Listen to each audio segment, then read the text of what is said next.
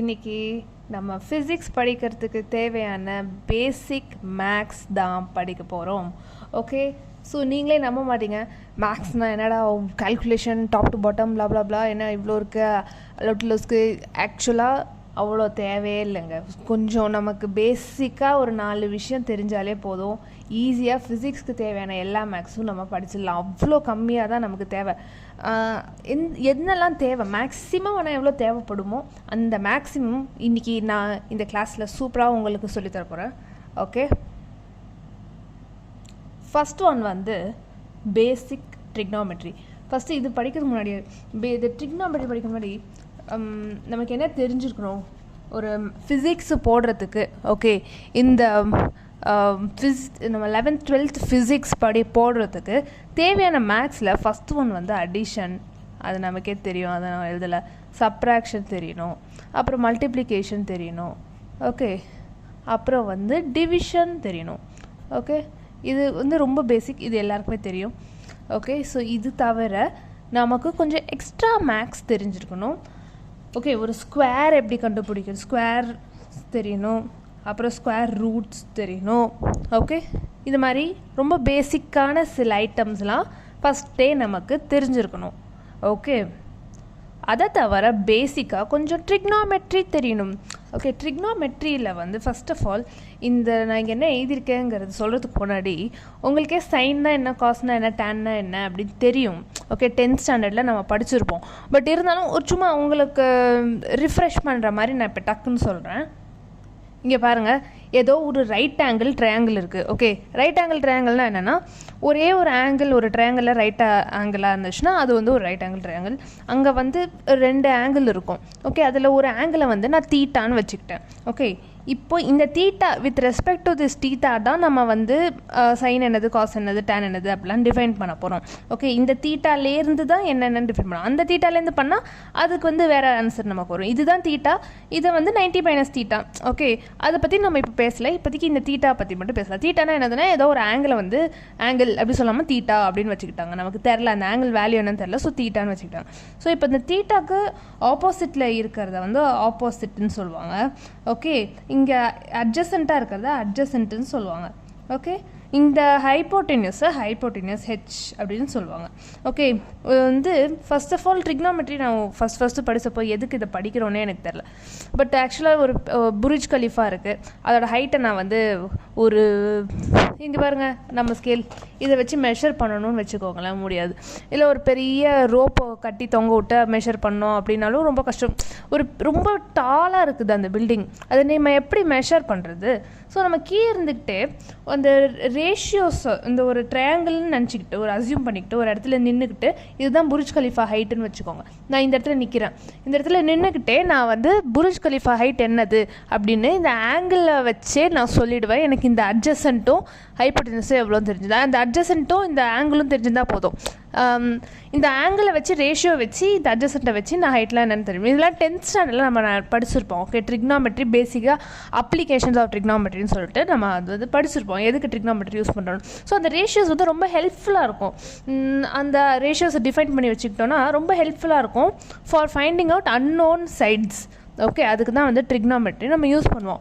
So first define பண்ணுற ratio வந்து என்னதுன்னா சும்மா நமக்கு ஹெல்ப்ஃபுல்லாக இருக்குங்கிறதுக்காக டிஃபைன் பண்ணுற ஃபஸ்ட்டு ரேஷியோ என்னதுன்னா சைன்னு சொல்லுவாங்க. ஓகே, அது வந்து சைன் தீட்டா, சைன் ஆஃப் இந்த தீட்டா. ஓகே, சைன் இது வந்து நான் சும்மா ஆல்ஃபான்னு வச்சுக்கிட்டேன்னு வச்சுக்கலாம். அந்த ஆல்ஃபானா சைன் ஆல்ஃபா, இந்த சைன் வந்து இந்த ஆல்ஃபாவை பொறுத்த வரைக்கும் என்ன செய்யணும், அது வந்து சைன் ஆல்ஃபான்னு சொல்லும். இப்போ இது தீட்டாங்கிறதால இந்த theta with respect to this theta sine theta வந்து என்னதுன்னா இந்த தீட்டாக்கு ஆப்போசிட்டில் இருக்கிறது வந்து opposite is equal to opposite by hypotenuse, the hypotenuse. Okay, so இதான் வந்து sin theta ஓட definition. ஓகே, அதாவது ஆப்போசிட்டில் என்ன லென்த் இருக்கோ ஆப்போசிட் டிவைடட் பை ஹைப்போட்டெனியூஸ் ஒரு ரேஷியோ வந்துச்சுன்னா அதுதான் வந்து சைன் தீட்டா. அது வந்து இட் கேனாட் பி மோர் தென் ஒன்றுக்கு மேலே இருக்காது. ஹைப்போட்டெனியூஸ் தான் லாங்கஸ்ட் சைடு, அப்புறம் இது ரெண்டும் ஹைப்போட்டெனியூஸை விட சின்னதாக தானே இருக்க முடியும். ஸோ ஆப்போசிட் பை ஹைப்போட்டெனியூஸ் எப்போவுமே ஒரு 1 விட சின்னதாக தான் இருக்கும். ஓகே, லெஸ் தென் 1 தான் இருக்கும். நெக்ஸ்ட் ரேஷியோ வந்து cos theta. Okay, cos of theta அது வந்து என்னதுன்னா அட்ஜசன்ட் பை ஹைப்போட்டெனியூஸ். அட்ஜசண்ட்டாக என்ன இருக்குது தீட்டாக்கு, அது வந்து அட்ஜசன்ட்னு போட்டுக்கிட்டு பை ஹைப்போட்டெனியூஸ் வந்து காஸ் தீட்டா. நெக்ஸ்ட்டு வந்து மூணாவது வந்து tan theta. Okay tan theta வந்து opposite by adjacent. Okay tan theta வந்து என்னது ஆப்போசிட் பை அட்ஜசன்ட். ஓகே இது எப்படி வந்துச்சுன்னா இப்போ பாருங்கள் இந்த sin theta divided by cos theta பண்ணுங்கள். sin theta divided by cos theta. Okay இப்போ இந்த ஹெச்சும் கேன்சல் ஆகிடுமா, ஆப்போசிட் பை அட்ஜசன்ட் வந்துடுமா, அதுதான் opposite by adjacent tan theta. So tan theta is also equal to sin theta by cos theta. Okay இதெல்லாம் ரொம்ப ரொம்ப ரொம்ப பேசிக் நமக்கு தெரிஞ்ச விஷயந்தான். ஆப்போசிட் பை ஹைப்போடெனஸ்னால் சைனு, அட்ஜசன்ட் பை ஹைப்போடெனஸ்னால் காசு, ஆப்போசிட் பை அட்ஜசன்ட்னா tan, sin theta by cos theta is equal to tan theta. இது வந்து ரொம்ப பேசிக்காக நமக்கு தெரிஞ்ச மேட்டர் தான். ஓகே ஸோ அந்த தீட்டாவோட வேல்யூ வந்து 0 டிகிரிஸாக இருந்துச்சுன்னா சைனோட வேல்யூ 0வாக இருக்கும், காஸோட வேல்யூ 1ஆக இருக்கும், டேனோட வேல்யூ 0வாக இருக்கும். இது நமக்கு தெரியும். இது எல்லாமே நம்ம 10th படித்தது தான். நான் வந்து எது வந்து இந்த 11th and 12th எது தேவைங்கிறத வந்து நான் இந்த வீடியோவில் போட்டிருக்கேன். 10th படித்த மேக்ஸில் நமக்கு எது தேவை, இது இந்த பாக்ஸ் தேவை. ஓகே அந்த தீட்டா வந்து 30 டிகிரிஸ்னு வச்சுக்கோங்க. இந்த நான் வரைஞ்ச ட்ரையாங்கிளில் இது வந்து 30 டிகிரிஸ்னு வச்சுக்கோங்க. இது 37க்கு பதில் 30 டிகிரிஸ்னால் வந்து அந்த சைன் நம்ம கேல்குலேட் பண்ணும்போது அந்த ரேஷியோ வந்து ஹாஃபாக இருக்கும். காஸ் 30 வந்து √3/2, tan 30 வந்து 1/√3. ஓகே இதுதான் வந்து 30க்கு. 40க்கு வந்து சைன் வந்து 1/√2, காஸ் வந்து 1/√2 சேமாக தான் இருக்கும். ஓகே அப்புறம் வந்து tan 45 வந்து 1. ஓகே அப்புறம் வந்து சைன் 60 வந்து √3/2, காஸ் 60 வந்து 1/2, tan 60 வந்து √3. ஓகே அப்புறம் வந்து 90 டிகிரிஸ்க்கு சைன் வந்து 1, காஸ் வந்து 0, அப்புறம் tan வந்து not define for 90 degrees. Okay இது வந்து நம்ம சின்ன வயசில் படித்தது தான், அதே தான் வந்து இந்த இடத்துலையும் நமக்கு தேவைப்படுது. ஓகே அந்த தீட்டாவோட வேல்யூ இதுவாக இருந்துச்சுன்னா சைன் காஸ் டேனோட வேல்யூஸ் இதுவாக தான் இருக்கும் அப்படிங்கிறது நமக்கு தெரிஞ்சது இங்கே போட்டிருக்கேன். இப்போ அடிஷ்னலாக நமக்கு என்ன தெரியணும் அப்படின்னு பார்த்தீங்கன்னா, கண்டிப்பாக நமக்கு அடிஷ்னலாக இது தெரிஞ்சே இருக்கணும். Star star star star star என்னதுன்னு பார்த்தீங்கன்னா 37 டிகிரிக்கும் 53 டிகிரிக்கும் சைன் காஸ் டேன் வேல்யூ என்னது அப்படின்னு நமக்கு தெரிஞ்சிருக்கணும். ஏன்னா நிறைய கொஷினில் இது கேட்பாங்க. கண்டிப்பாக இதெல்லாம் ரொம்ப பேசிக் தெரிஞ்சே இருக்கணும். பட் வந்து இந்த 37 டிகிரியும் 53 டிகிரியும் ரொம்ப காமனாக வந்து கேட்டு வச்சுருப்பாங்க. ஏன்னா இங்கே பாருங்களேன், இது 3/5 4/5 அப்படின்னு வருது இந்த sine cos tans of this 2 angles. So கேல்குலேஷனுக்கு வந்து ரொம்ப ஈஸியாக இருக்கும். நடுவில் எங்கேயாவது ஒரு காஸ் வருதுன்னா 4/5ன்னு வச்சுக்கோங்களேன், எவ்வளோ ஈஸியாக கேல்குலேட் பண்ணலாம். ஸோ அதுக்காக வந்து இந்த 2 ஆங்கிளையும் வந்து இந்த பர்டிகுலர் மேக்ஸ் ரிலேட்டட் டு ஃபிசிக்ஸில் வந்து யூஸ் பண்ணிகிட்டே இருப்பாங்க, அங்கே அப்பப்போ யூஸ் பண்ணுவாங்க. ஸோ அதனால் இந்த 2 ஆங்கிளோட சைன் காஸ் டேன் வேல்யூஸ் என்னன்னு நமக்கு தெரியணும். ஓகே இப்போ வந்து இது ஒரு ரைட் ஆங்கிள் ட்ரையாங்கிள் நான் சொன்ன மாதிரி இந்த ஆங்கிள் 37 டிகிரியாக இருந்துச்சுன்னா அதுக்கு ஆப்போசிட்டில் 3 இருக்குது, இந்த இடத்துல அட்ஜசன்ட்டில் 4 இருக்கும், இந்த இடத்துல 5 இருக்கும். ஓகே 37 டிகிரியாக இருந்துச்சுன்னா ஸோ வந்து சைன் 37ஓட வேல்யூ வந்து 3/5. இது வந்து most simplest form of this triangle 37 டிகிரியாக இருக்கும்போது. இதுவே இந்த 37 டிகிரி இந்த இடத்துல 3 இருந்துச்சுன்னா இந்த இடத்துல வந்து 3 2 6 இருக்குன்னு வச்சுக்கோங்க. அப்போ இந்த இடத்துல 8 இருக்கும், இங்கே வந்து 10 இருக்கும், அந்த மாதிரி. ஓகே உங்களுக்கு நான் என்ன சொல்ல வரேன்னு புரியுதா? ஒரு 37 அந்த ரேஷியோஸ் வந்து எப்போவுமே சேமாக இருக்குங்கிறத நான் சொல்ல வரேன். ஓகே இது simplest 37 degree triangle. Okay sine 37 வந்து 3/5, காஸ் 37 வந்து 4/5, tan 37 வந்து 3/4. ஓகே இது நான் எப்படி ஈஸியாக ஞாபகம் வச்சுக்கிட்டேன்னு பார்த்தீங்கன்னா, சைன் 37 இருக்குல்ல, ஃபஸ்ட்டு அதுதான் நம்ம ஃபஸ்ட்டு என்ன சொல்லுவோம், சைன் காஸ் அப்படி தானே சொல்லுவோம். ஸோ சைன் 37 வந்து 3/5, சைன் இங்கே 3யும் இந்த 3யும் அப்படின்னு ஞாபகம் வச்சுக்கிட்டா. ஸோ சைன் 37 3/5 அப்படின்னா மீதி மொத்தத்தையும் நம்ம வந்து ஈஸியாக கண்டுபிடிச்சலாம். சைன் 37 3/5னா அப்போ காஸ் 37 என்னவாக இருக்க முடியும், 4/5 தான். அப்போ வந்து சைன் 37 3/5னா அப்போ tan 37 என்ன இருக்க முடியும், 3 அப்புறம் காசில் இருக்கிற 4 முடி போட்டு 3/4 தான் இருக்க முடியும். ஸோ இந்த மாதிரி நான் வந்து ஞாபகம் வச்சுக்கிட்டேன்.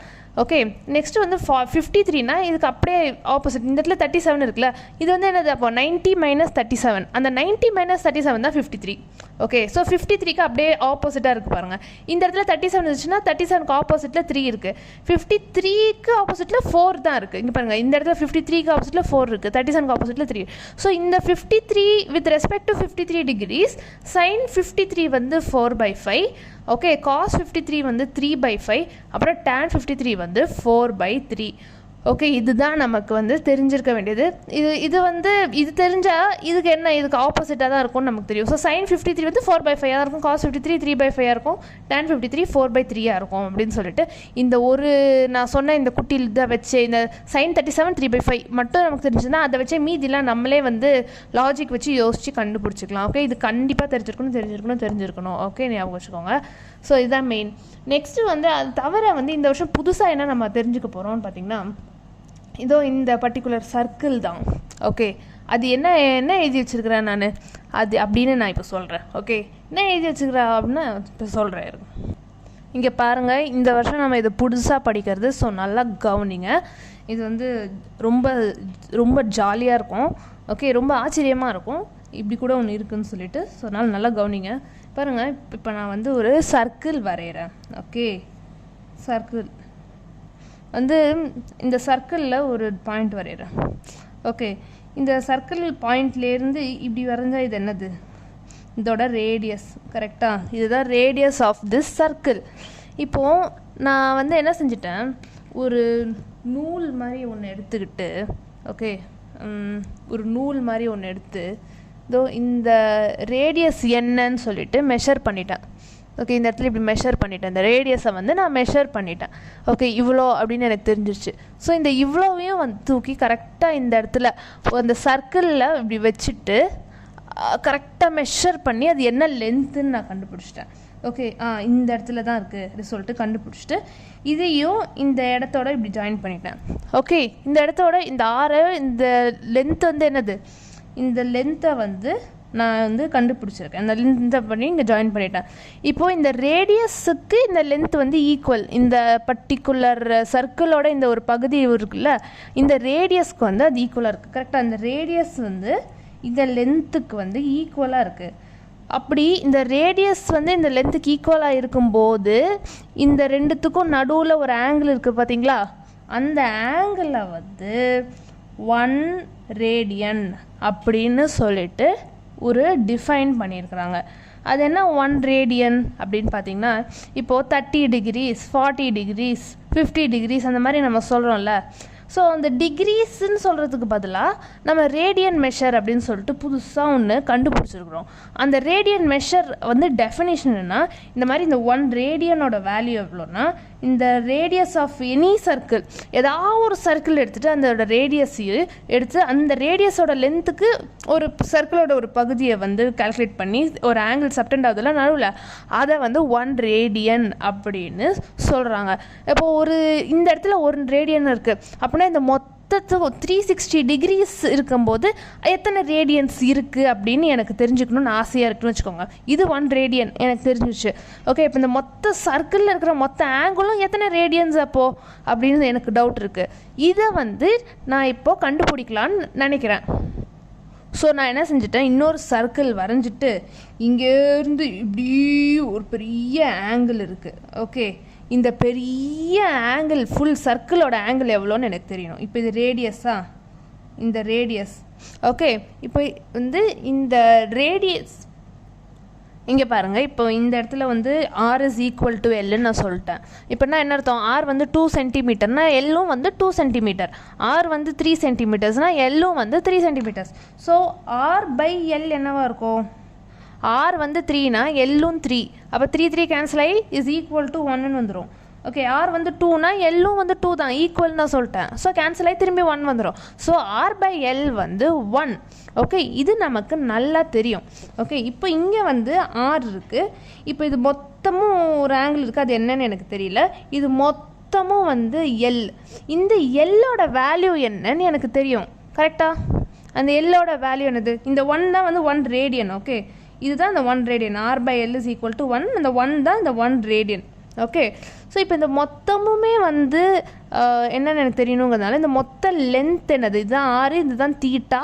இந்த தீட்டாவை இந்த ஆர்க்கும் தீட்டாவும் சுற்றி இருக்கிற இந்த லென்த் வந்து எல். அந்த எல் வந்து என்னதுன்னா circumference of the circle which is 2πr. Okay, இப்போ இந்த R/L வந்து 1 ரேடியன், ஏன்னா R is equal to L. So இப்போ எனக்கு வந்து தீட்டாவை கண்டுபிடிக்கணும்னா நான் என்ன செய்வேன், இந்த தீட்டாவை எனக்கு கண்டுபிடிக்கணும்னா இந்த மொத்த angle theta is equal to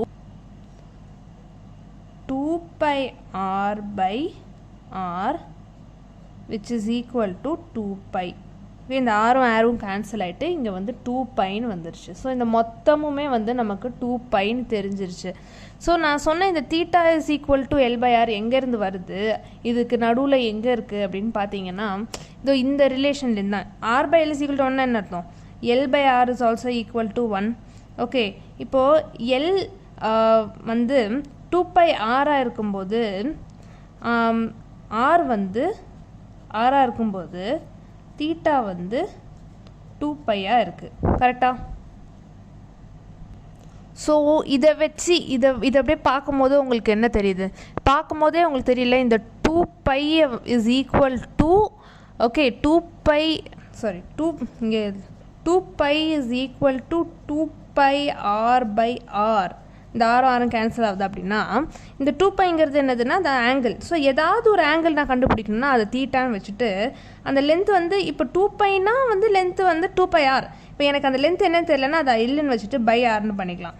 so இதுதான் நமக்கு கடைசியில் கிடச்சிருக்கிற அந்த ரிலேஷன். ஓகே, இதுதான் வந்து நமக்கு தேவைப்படுற ரிலேஷன். அதாவது இப்போ ஒரு சர்க்கிள் இருக்குது, அந்த சர்க்கிளுக்கு நடுவில் ஒரு ஆங்கிள் இருக்குது, இது ஒரு ஆர் இருக்குது, இந்த இடத்துல ஒரு எல் இருக்குது. ஓகே, இப்போ எனக்கு இந்த தீட்டா என்னதுன்னு எனக்கு தெரியலன்னு வச்சுக்கோங்க. அந்த தீட்டாவோட வேல்யூ வேறு ஒன்றும் இல்லை, அந்த ஆப்போசிட்டில் இருக்க இந்த லென்த்து பை ரேடியஸ் போட்டோன்னா எனக்கு வந்துடும். Where theta is in radian measure.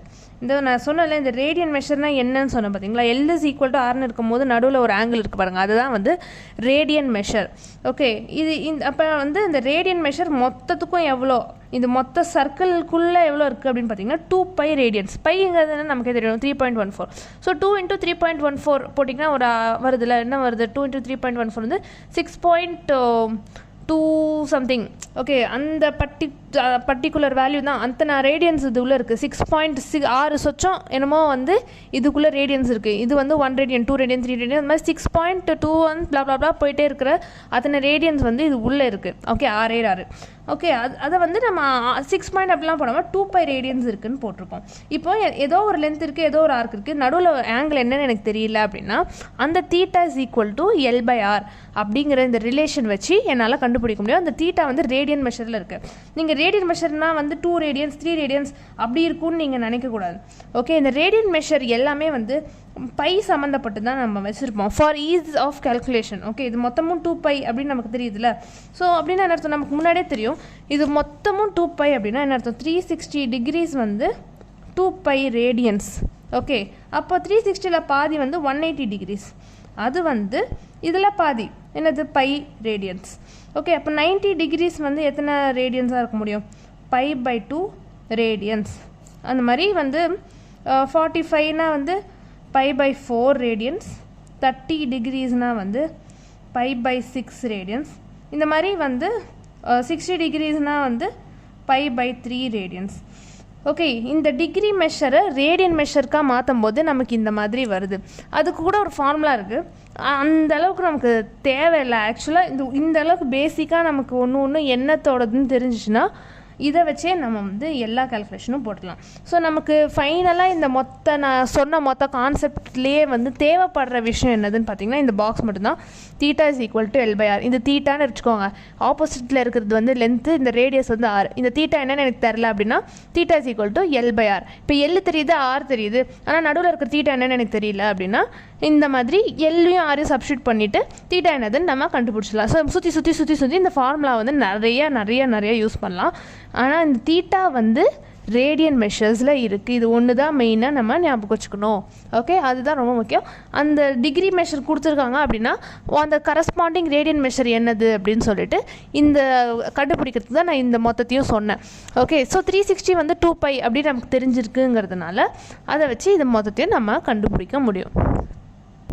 So ஃபைனலாக நமக்கு என்ன தேவை அப்படின்னா இதுதான் தேவை. Theta is equal to L by R அப்படிங்கிற இந்த ஒரு பர்டிகுலர் ரிலேஷன் தேவை. இந்த தீட்டா வந்து ரேடியனில் இருக்குது அப்படிங்கிறது தேவை. Theta can be any angle. Okay, L R வந்து நம்ம தெரிஞ்சதுன்னா தீட்டா வந்து என்னவாக இருந்தாலும் கண்டுபிடிச்சினா அந்த ரேடியனில் இருக்கணும். அந்த ரேடியன் ஒவ்வொன்றும் எவ்வளோ கரஸ்பாண்டிங் டு டிகிரி மெஷர் என்னது அப்படின்னு. இப்போது உங்களுக்கு இந்த மேக்ஸ் நான் ஃபன்னாக அந்த எக்ஸ்ப்ளனேஷன் ப்ளாப்லாம் உங்களுக்கு வந்து சொல்லணும்னு வச்சுக்கோங்களேன், அதுவே ஒரு 4 மணி நேரம் 5 மணி நேரம் கிளாஸ் எடுக்கலாம். அந்தளவுக்கு வந்து ட்ரிக்னாமெட்ரி வந்து ஒரு பெரிய சாப்டர் 11th ஸ்டாண்டர்டில். இன்கேஸ் நீங்கள் அதை ஸ்கூலில் படிக்கிறீங்க இல்லை நீங்கள் மேக்ஸ் ஸ்டூடெண்ட்னால் உங்களுக்கு ரொம்ப ஈஸியாக ஆல்ரெடி அது தெரிஞ்சிருக்கும். ஓகே, பட் வந்து ஃபிசிக்ஸ்க்கு போடுறதுக்கு இந்த அளவுக்கு உங்களுக்கு புரிஞ்சால் மட்டுமே போதும். ஏன்னா இந்த அளவுக்கு பேசிக்காக தான் வந்து எங்கே இருந்தாலும் யூஸ் ஆகும். இதை விட ஜாஸ்தியாக கிடையாது. நீட்டில் எனக்கு தெரிஞ்சு நான் பார்த்ததில்ல. மேபி நமக்கு சொல்ல முடியாது, அதை விட கஷ்டமாக கேட்க மாட்டாங்க. பட் மேபி தெரிஞ்சுக்கணுன்னா உங்கள் சொந்த சாய்ஸில் நீங்கள் தெரிஞ்சுக்கோங்க. அது வந்து ரொம்ப அது மாதிரி கேட்குறதுக்கு வாய்ப்பில்லை. இதுதான் வந்து மேக்ஸிமம். ஓகே, இதுதான் நமக்கு தெரிஞ்சிருக்கணும். ஆனால் கண்டிப்பாக இது தெரிஞ்சிருக்கணும். ஓகே, இது ரொம்ப வந்து இம்பார்ட்டண்ட், கண்டிப்பாக தெரிஞ்சிருக்கணும். அப்புறம் ஓகே, நெக்ஸ்ட்டு வந்து ஐடென்டிட்டிஸ்ன்னு சொல்லுவாங்க, ட்ரிக்னாமெட்ரிக் ஐடென்டிட்டிஸ். அந்த ஐடென்டிட்டிஸ்லேயே இந்த ஐடென்டிட்டி தெரிஞ்சிருக்கணும். sin 2 θ = 2 sin θ cos θ அப்படின்னு சொல்லிட்டு ஒரு ஐடென்டிட்டி. இந்த ஐடென்டிட்டி மட்டும் தெரிஞ்சுதான் போதும். மற்ற ஐடென்டிட்டிஸ்லாம் ரொம்ப யூஸ் ஆகாது. வெக்டார்ஸ் டெரிவேஷன்ஸில் வேணால் யூஸ் ஆகும். அதை கூட நம்ம 10th படிச்சிருப்போம், அதை தான் திருப்பி யூஸ் பண்ணுவோம். அதாவது sin² θ + cos² θ = 1 அந்த மாதிரி பேசிக்காக 10th படித்தது வந்து யூஸ் ஆகும். மற்றபடி புது ஐடென்டிட்டி இது ஒன்று மட்டும் தான். ஓகே, sin 2 θ = 2 sin θ cos θ இதுவும் வந்து ஒரு மேக்ஸ் ஐடென்டிட்டி. ஸோ உங்களுக்கு புரிஞ்சிச்சா? ஃபஸ்ட்டு ட்ரிக்னாமெட்ரியில் என்னெல்லாம் தேவைன்னா, இந்த பாக்ஸ் தேவை, இந்த 2 ஆங்கிள் ரொம்ப முக்கியமாக தேவை, அப்புறம் இந்த ரிலேஷன் நமக்கு தேவை, அப்புறம் அந்த ரேடியன் மெஷர்ஸ் ஒவ்வொன்றும் எப்படி வந்து இந்த டிகிரியோட கரஸ்பாண்ட் ஆகுது அப்படிங்கிறது தேவை, அப்புறம் வந்து இந்த ரிலேஷன் ஐடென்டிட்டி வந்து தேவை. ஓகே, இவ்வளோ தான் ட்ரிக்னாமெட்ரியில் இந்த அளவுக்கு நமக்கு தேவை. அவ்வளோதான், முடிஞ்சது. இதுக்கு மேலே தேவையில்லை. ஓகே, நெக்ஸ்ட்டு வந்து நான் வந்து இதை போட்டிருக்கிறேன் 4 quadrant சைன் கன்வென்ஷன். எதுக்கு நான் இதை ஆல் சில்வர் டீ கப்ஸ் அப்படின்னா என்ன அர்த்தம்னா, first quadrant, second quadrant, third quadrant, fourth குவாட்ரண்ட்டில் ஃபஸ்ட்டில் வந்து எல்லாமே sine, cos, tan, cosecant, secant, cot எல்லாமே வந்து பாசிட்டிவாக இருக்கும். ஆனால் வந்து செகண்ட் குவாட்ரண்ட்டில் பார்த்தீங்கன்னா சைன் மட்டும்தான் பாசிட்டிவாக இருக்கும். சைன் அண்ட் கொசிகண்ட்டுங்கிறது அதோட ரெசிப்ரோக்கல். ஸோ ஆப்வியஸ்லி அதுவும் பாசிட்டிவாக தான் இருக்கும். அண்ட் தேர்டில் வந்து டேனும் காட்டும் மட்டும் தான் பாசிட்டிவாக இருக்கும். அண்ட் வந்து ஃபோர்த்தில் வந்து காஸ் சீக்கண்ட்டும் மட்டும்தான் பாசிட்டிவாக இருக்கும். All silver tea cups. இது வந்து இந்த பர்டிகுலர் ரிலேஷன் வச்சு நீங்கள் ஞாபகம் வச்சுக்கலாம். இப்போ இந்த ஸ்டெப்ஸ் நான் என்ன எழுதியிருக்கேன்னு பார்த்தீங்கன்னா, இப்போ பாருங்களேன், ஃபார் எக்ஸாம்பிள் sin 315 அப்படின்னு இருக்குன்னு வச்சுக்கோங்க. எப்படி இதோட வேல்யூ நீங்கள் கண்டுபிடிப்பீங்க? ஒரு சர்க்கிளை சுற்றி அதே வேல்யூஸ் தான் ஜெனரேட் ஆகிட்டே இருக்கும். ஓகேவா? நம்ம வந்து அந்த பர்டிகுலர் ஆங்கிள் இருக்குல்ல, இப்போது 0 டிகிரிஸ்க்கும் இங்கே தான் இருக்குது. இப்போ மொத்தமாக சுற்றிட்டு திரும்பி இங்கே வந்தாலும் திரும்பி 360 டிகிரிஸும் 0 டிகிரிஸ் தான் ஈக்குவலாக இருக்குது. ஸோ இன்னும் கொஞ்சம் எக்ஸ்ட்ராவாக சுற்றிட்டு திரும்பி வந்தாலும் 720 டிகிரிஸும் திரும்பவும் 0 டிகிரிக்கே தான் திரும்பி வந்திருக்கேன். ஸோ எனக்கு வந்து ஒவ்வொரு சைன் வேல்யூ ஆஃப் ஒன்றும் எனக்கு மாற போகிறது கிடையாது. சுற்றி நம்ம எத்தனை நம்பர்ஸ் பார்த்தாலும் இந்த பேசிக்காக இருக்கிற இந்த சைன் அண்ட் காஸோட வேல்யூஸ் என்னவோ அதுதான் வந்து திரும்பி ரிப்பீட் ஆகிட்டே இருக்க போகுது. ஸோ அதனால் இப்போ sin 15ஓட வேல்யூ எனக்கு கண்டுபிடிக்கணும்னு வச்சுக்கோங்களேன். இதை டக்குன்னு சொல்கிறேன்னா இது சான்ஸே இல்லை இது வரத்துக்கு. பட் சும்மா தெரிஞ்சுக்கோங்க. ஏன்னா மேபி sin 15 என்னது, sin 315 என்னது, அந்த மாதிரி வந்து எங்கேயாவது வந்து வந்துச்சுன்னா நீங்கள் வந்து யூஸ் பண்ணிக்கலாம். இது வந்து மேக்ஸில் வருது, டீட்டெயில்டாக வருது மேக்ஸில். ஸோ இது வந்து பேசிக்காக நான் சொல்கிறேன். இப்போ sin 315 இருக்குதுன்னு வச்சுக்கோங்க. ஃபஸ்ட்டு ஸ்டெப் நான் என்ன பண்ணுவேன்னா, இந்த இருக்கிற இந்த sin 315 எனக்கு வந்து பை இல்லைனா வந்து 90 டிகிரிஸ் இல்லை 180 டிகிரிஸு ப்ளஸ் ஆர் மைனஸ் என்னமோ ஒன்று அப்படிங்கிற ஃபார்மில் நான் எழுதிடுவேன். ஓகே, ஐ சஜஸ்ட் எப்போவுமே 180 டிகிரிஸு இல்லைனா 360 டிகிரிஸ் பேஸ் பண்ணியே எழுதுங்க. ஏன்னா அப்போ தான் உங்களுக்கு வந்து போக போக புரியும் ஏன் வந்து அது ரொம்ப ஹெல்ப்ஃபுல்லாக இருக்கும் அப்படின்னு நான் இப்போ சொல்கிறேன். ஓகே, ஸோ இந்த sin 315 வந்து நான் sin 360 மைனஸ் 45 டிகிரிஸ்னு எழுதலாமா? அதாவது 180 இல்லை 360 ப்ளஸ் ஆர் மைனஸ் சம்திங் அப்படிங்கிற ஃபார்மில் நான் வந்து எழுதணுங்கிறதுக்காக இப்படி எழுதி வச்சுருக்கேன். ஸோ இப்படி எழுதிட்டு இதுக்கப்புறம் வந்து தான் வந்து ஃபஸ்ட்டு ஸ்டெப். இந்த பர்டிகுலர் இது வந்து எந்த குவாட்ரண்ட்டில் இருக்குதுன்னு கண்டுபிடிக்கிறது தான் வந்து step number 1. Okay, sin 360 minus 45, 360 degrees இங்கே இருக்குது கரெக்டாக. 360 மைனஸ் 45 அப்படின்னா 360லேருந்து மைனஸ் பண்ணுறோம் என்னமோ ஒரு ஆங்கிளில். ஸோ இப்படி வந்து கிளாக் வைஸில் போகிறோம். வந்து ஆடிங்னா ஆன்டி கிளாக் வைஸில் போகிறோம், சப்ராக்ஷன்னா வந்து கிளாக் வைஸில். ஸோ கிளாக் வைஸில் போகிறோம், ஃபோர்த் குவாட்ரண்ட்டுக்கு வந்துட்டோம். ஸோ ஃபோர்த் குவாட்ரண்ட்டில் வந்து சைன் பாசிட்டிவாக நெகட்டிவாக ஆல் சில்வர் டீ கப்ஸ். காசு சீக்கிரம் மட்டும்தான் பாசிட்டிவ், சைன்லாம் நெகட்டிவ் தான் இந்த இடத்துல. ஸோ அதனால் நெகட்டிவ் சிம்பிளாக போட்டுடணும் ஃபஸ்ட்டு ஸ்டெப்பு. ஸோ அது வந்து செகண்ட் ஸ்டெப்பு. என்னது, அந்த குவாட்ரண்ட் என்னதுன்னு கண்டுபிடிச்சதுக்கப்புறம் அந்த குவாட்ரண்ட்டில் இந்த சைனோ இல்லை காசோ என்னமோ இங்கே என்ன இருக்குதோ அது வந்து பாசிட்டிவாக நெகட்டிவான்னு கண்டுபிடிக்கணும். இப்போ நம்மகிட்ட இருக்கிறது சைன் தான். ஃபோர்த் குவாட்ரண்ட்டில் இந்த சைன் வந்து நெகட்டிவ் தான். ஸோ அதனால் நெகட்டிவ் அப்படின்னு சொல்லிட்டு போட்டுட்டேன் செகண்ட் ஸ்டெப்பு. ஸோ வந்து தேர்ட் ஸ்டெப் என்னென்னா, இந்த இடத்துல வந்து நான் பை இப்போ நான் சொன்னேன் ஏன் வந்து 180 இல்லைனா 360 யூஸ் பண்ணுங்கன்னு சொன்னேன்னா, இங்கே பாருங்கள் இந்த பை இல்லைனா 2π, அதாவது வந்து 180 இல்லைனா 360 ப்ளஸ் ஆர் மைனஸ் சம்திங்னா அப்படியே சேஞ்ச் பண்ணாமல் அந்த சைன் போட்டு அந்த பர்டிகுலர் 45 டிகிரிஸை இங்கே அப்படியே எழுதிடலாம். ஓகே, இந்த சைனை வந்து காசாக மாற்ற தேவையில்ல. ஒருவேளை அது 90யோ இல்லை 270யோ ப்ளஸ் 90 ப்ளஸ் 45 90 மைனஸ் 45 அந்த மாதிரி ஏதாவது 90 இல்லை 270 அந்த மாதிரி இருந்துச்சுன்னு வச்சுக்கோங்க. இந்த சைன் வந்து காசாக இங்கே மாறிடும். ஸோ மைனஸ் காஸ் சம்திங் அந்த மாதிரி வந்துடும். ஸோ இங்கே நான் 360 யூஸ் பண்ணியிருக்கிறதுனால 180 இல்லை 360 அப்படின்னா அப்படியே வச்சுக்கிட்டு நீங்கள் இந்த 45 எழுதிட்டிங்கன்னா மைனஸ் சைன் 45 வச்சு மைனஸ் 1/√2ங்கிறது தான் சைன் 315 ஆன்சர். சைன் 45 எங்கே இருக்கும்? இங்கே இருக்குமா? ஓகே, இங்கேருந்து இங்கே இருக்குமா? ஸோ சைன் ஆஃப் மைனஸ் 45னா சம்வேர் வந்து இந்த இடத்துல இருக்கும். சைன் ஆஃப் மைனஸ் 45 இங்கே இருக்கும். ஓகே, அதோடு வந்து நீங்கள் வந்து ஒரு 315 மைனஸ் பண்ணிக்கோங்கன்னு வச்சுக்கோங்களேன். அது இப்படி போயிட்டு திரும்பி இதே இடத்துக்கு தான் வரும். ஸோ சைன் ஆஃப் 315ம் சரி மைனஸ் சைன் ஆஃப் 45ம் சரி சேம் வேல்யூ தான் நமக்கு கொடுக்க போகுது. சைன் 315 இப்படி வந்துடும். ஓகே, திரும்பி இங்கே பாருங்கள் 3 இப்படி வந்து இங்கே வந்துச்சுன்னா 360 டிகிரிஸ். இங்கேருந்து ஆரம்பித்து இப்படி வந்து இந்த இடத்துல முடிஞ்சிச்சு 315. அது வந்து nothing but sine of minus 45. So sine of minus 45ஓட வேல்யூ தான் சைன் ஆஃப் 315க்கும் இருக்குது. ஸோ அதே இந்த பர்டிகுலர் 3 ஸ்டெப்பை ஃபாலோ பண்ணி தான் இந்த எக்ஸாம்பிள் நான் போட்டிருக்கேன். கரெக்டாக இதை ஃபாலோ பண்ணி நீங்கள் இதை வேணால் ட்ரை பண்ணி பாருங்கள். இப்போ ஃபஸ்ட்டு நீங்கள் சும்மா ட்ரை பண்ணி பாருங்கள். இது வந்து கேட்க மாட்டாங்க, பட் சும்மா நீங்கள் வந்து இப்போ ஃபஸ்ட்டு படிக்கிறீங்கிறதுனால நீங்கள் ட்ரை பண்ணி பார்க்கலாம். ஓகே, மேக்ஸ் ஸ்டூடெண்ட்டாக இருந்தால் உங்களுக்கு இது நான் சொல்லித்தரதே பெஸ்ட்டு. ஏன்னா உங்களுக்கு ஆல்ரெடி தெரியும், அந்த அளவுக்கு இது வந்து அல்ட்ரா பேசிக். ஓகே, ஒருவேளை நீங்கள் மேக்ஸ் ஸ்டூடெண்ட்டாக இல்லை, இப்போ நான் சொன்னதெல்லாம் கொஞ்சம் ஒரு மாதிரி டஃப்பாக இருக்குது அப்படின்னு பார்த்தீங்கன்னா, இந்த ட்ரிக்னாமெட்ரி உங்களுக்கு வேண்டாம், இது தேவையே இல்லைன்னு வச்சுக்கோங்க. இது உங்களுக்கு புரியலைன்னு சொல்லிட்டு ரொம்ப யோசிக்காதீங்க. நான் சொன்னது வந்து கரெக்டாக இந்த 3த்தையும் நீங்கள் ஃபாலோ பண்ணிங்கன்னா ஈஸியாக வந்து இந்த ஆன்சர் நீங்கள் கொண்டு வந்துடலாம்.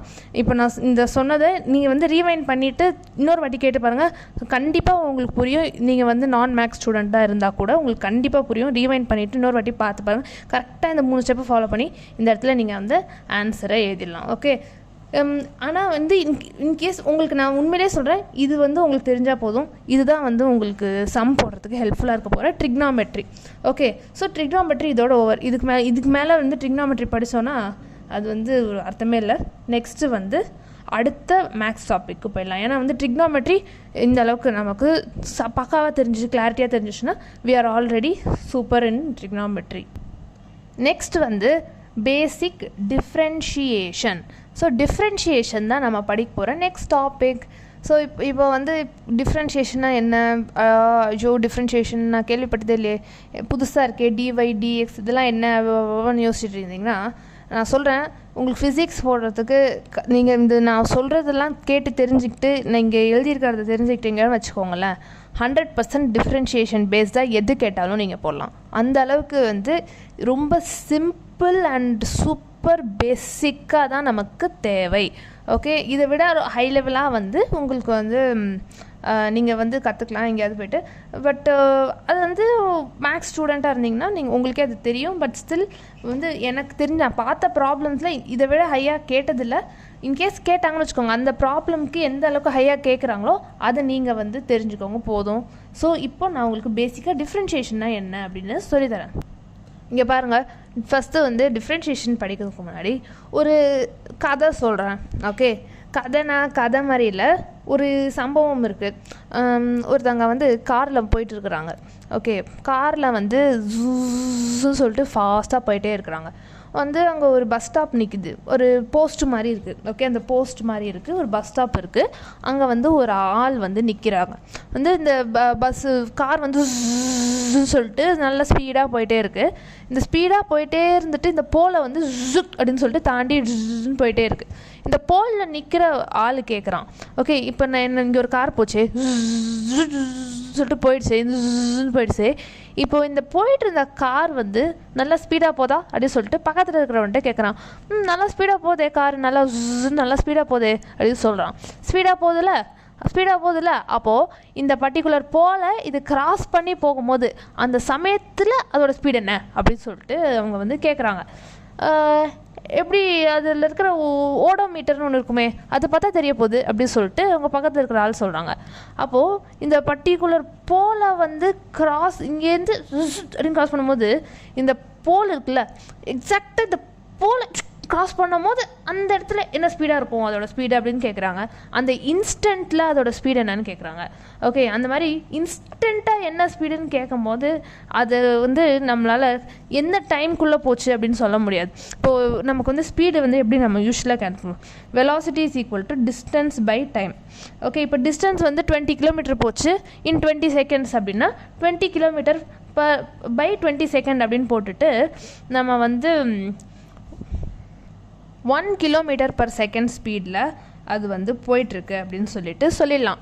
ஓகே, இதுவே ஒரு போலை தாண்டி போகுதுன்னு வச்சுக்கோங்க. இங்கேருந்து இருக்குது, இப்படி ஒரு போலை இப்படி தாண்டி போகுது. இந்த போலை எவ்வளோ டிஸ்டன்ஸில் ட்ராவல் பண்ணிச்சு, போலை தாண்டி போகும்போது அந்த போலோட டிஸ்டன்ஸ் என்ன, அந்த போலுக்கு நடுவில் அந்த டைம் என்ன அப்படின்னு சொல்லிட்டு நம்மளால் கால்குலேட் பண்ண முடியுமா? நமக்கு வந்து இந்த ஒரு லைனை வரைஞ்சிட்டு ஓகே, அந்த லைனோட டிஸ்டன்ஸ் என்ன, ஓகே, இந்த லைனை இப்படி தாண்டி போகும்போது உங்களுக்கு புரியுதா நான் என்ன சொல்கிறேன்னு? இந்த பர்டிகுலர் இந்த லைனோட அந்த டெப்த்து மாதிரி இருக்குல்ல, திக்னஸ்ஸு, அதுதான் டிஸ்டன்ஸ்னு வச்சுக்கோங்க. அந்த திக்னஸை தாண்டி போகிறதுக்கு ஒரு டைம் எடுத்துருக்கோம்ல, அதுதான் டைம்னு வச்சுக்கோங்க. இது வந்து நான் திக்னஸ் வந்து திக்காக இருக்கிறதுனால அது கூட நீங்கள் டிஸ்டன்ஸை எப்படியாவது அதாவது இந்த ஸ்கேலை வச்சோ ஏதோ இன்னொருத்த வச்சோ நீங்கள் கால்குலேட் பண்ணலாம். ஆனால் இதுவே ஒரு லைன் தான் இருக்குதுன்னு வச்சுக்கோங்க. அந்த இன்ஸ்டண்ட்டில் என்ன ஸ்பீடில் போச்சு அப்படின்னா எனக்கு டிஸ்டன்ஸும் என்னன்னு தெரியல, டைமும் என்னன்னு தெரியல. ஒரு லைனில் என்னத்தை நான் கண்டுபிடிப்பேன், ஒரு டைம் என்ன, இப்படி ஒரு லைனை வரைஞ்சிட்டு இப்படி தாண்டி போது அந்த லைனில் வந்து லைனை தாண்டும் போது அதோட ஸ்பீட் என்னன்னு கேட்குறாங்க.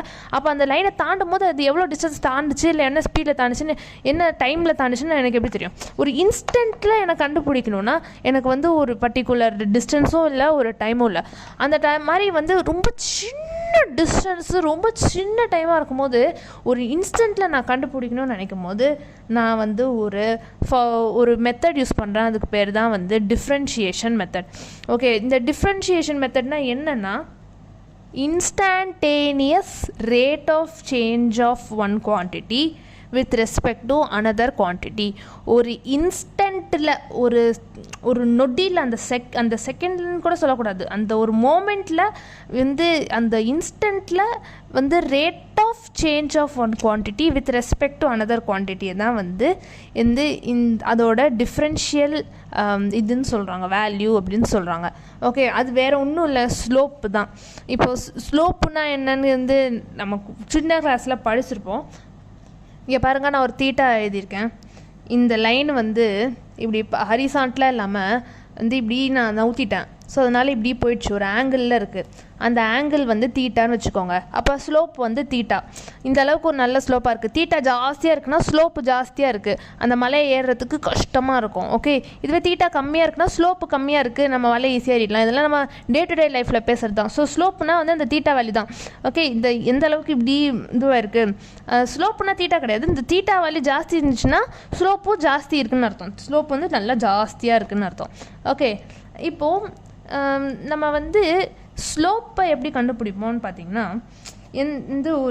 இந்த பர்டிகுலர் ஹைட்டும் இந்த விட்த்தும் வச்சு நம்ம கண்டுபிடிக்கலாம். ஓகே, இல்லை அப்படின்னா இந்த ஹைட்டும் இந்த விட்த்தும் வச்சு கண்டுபிடிக்கலாம். எப்படி சொல்லுங்கள்? எப்படின்னா இங்கே பாருங்கள், slope is equal to slope. Okay, slope is equal to tan theta.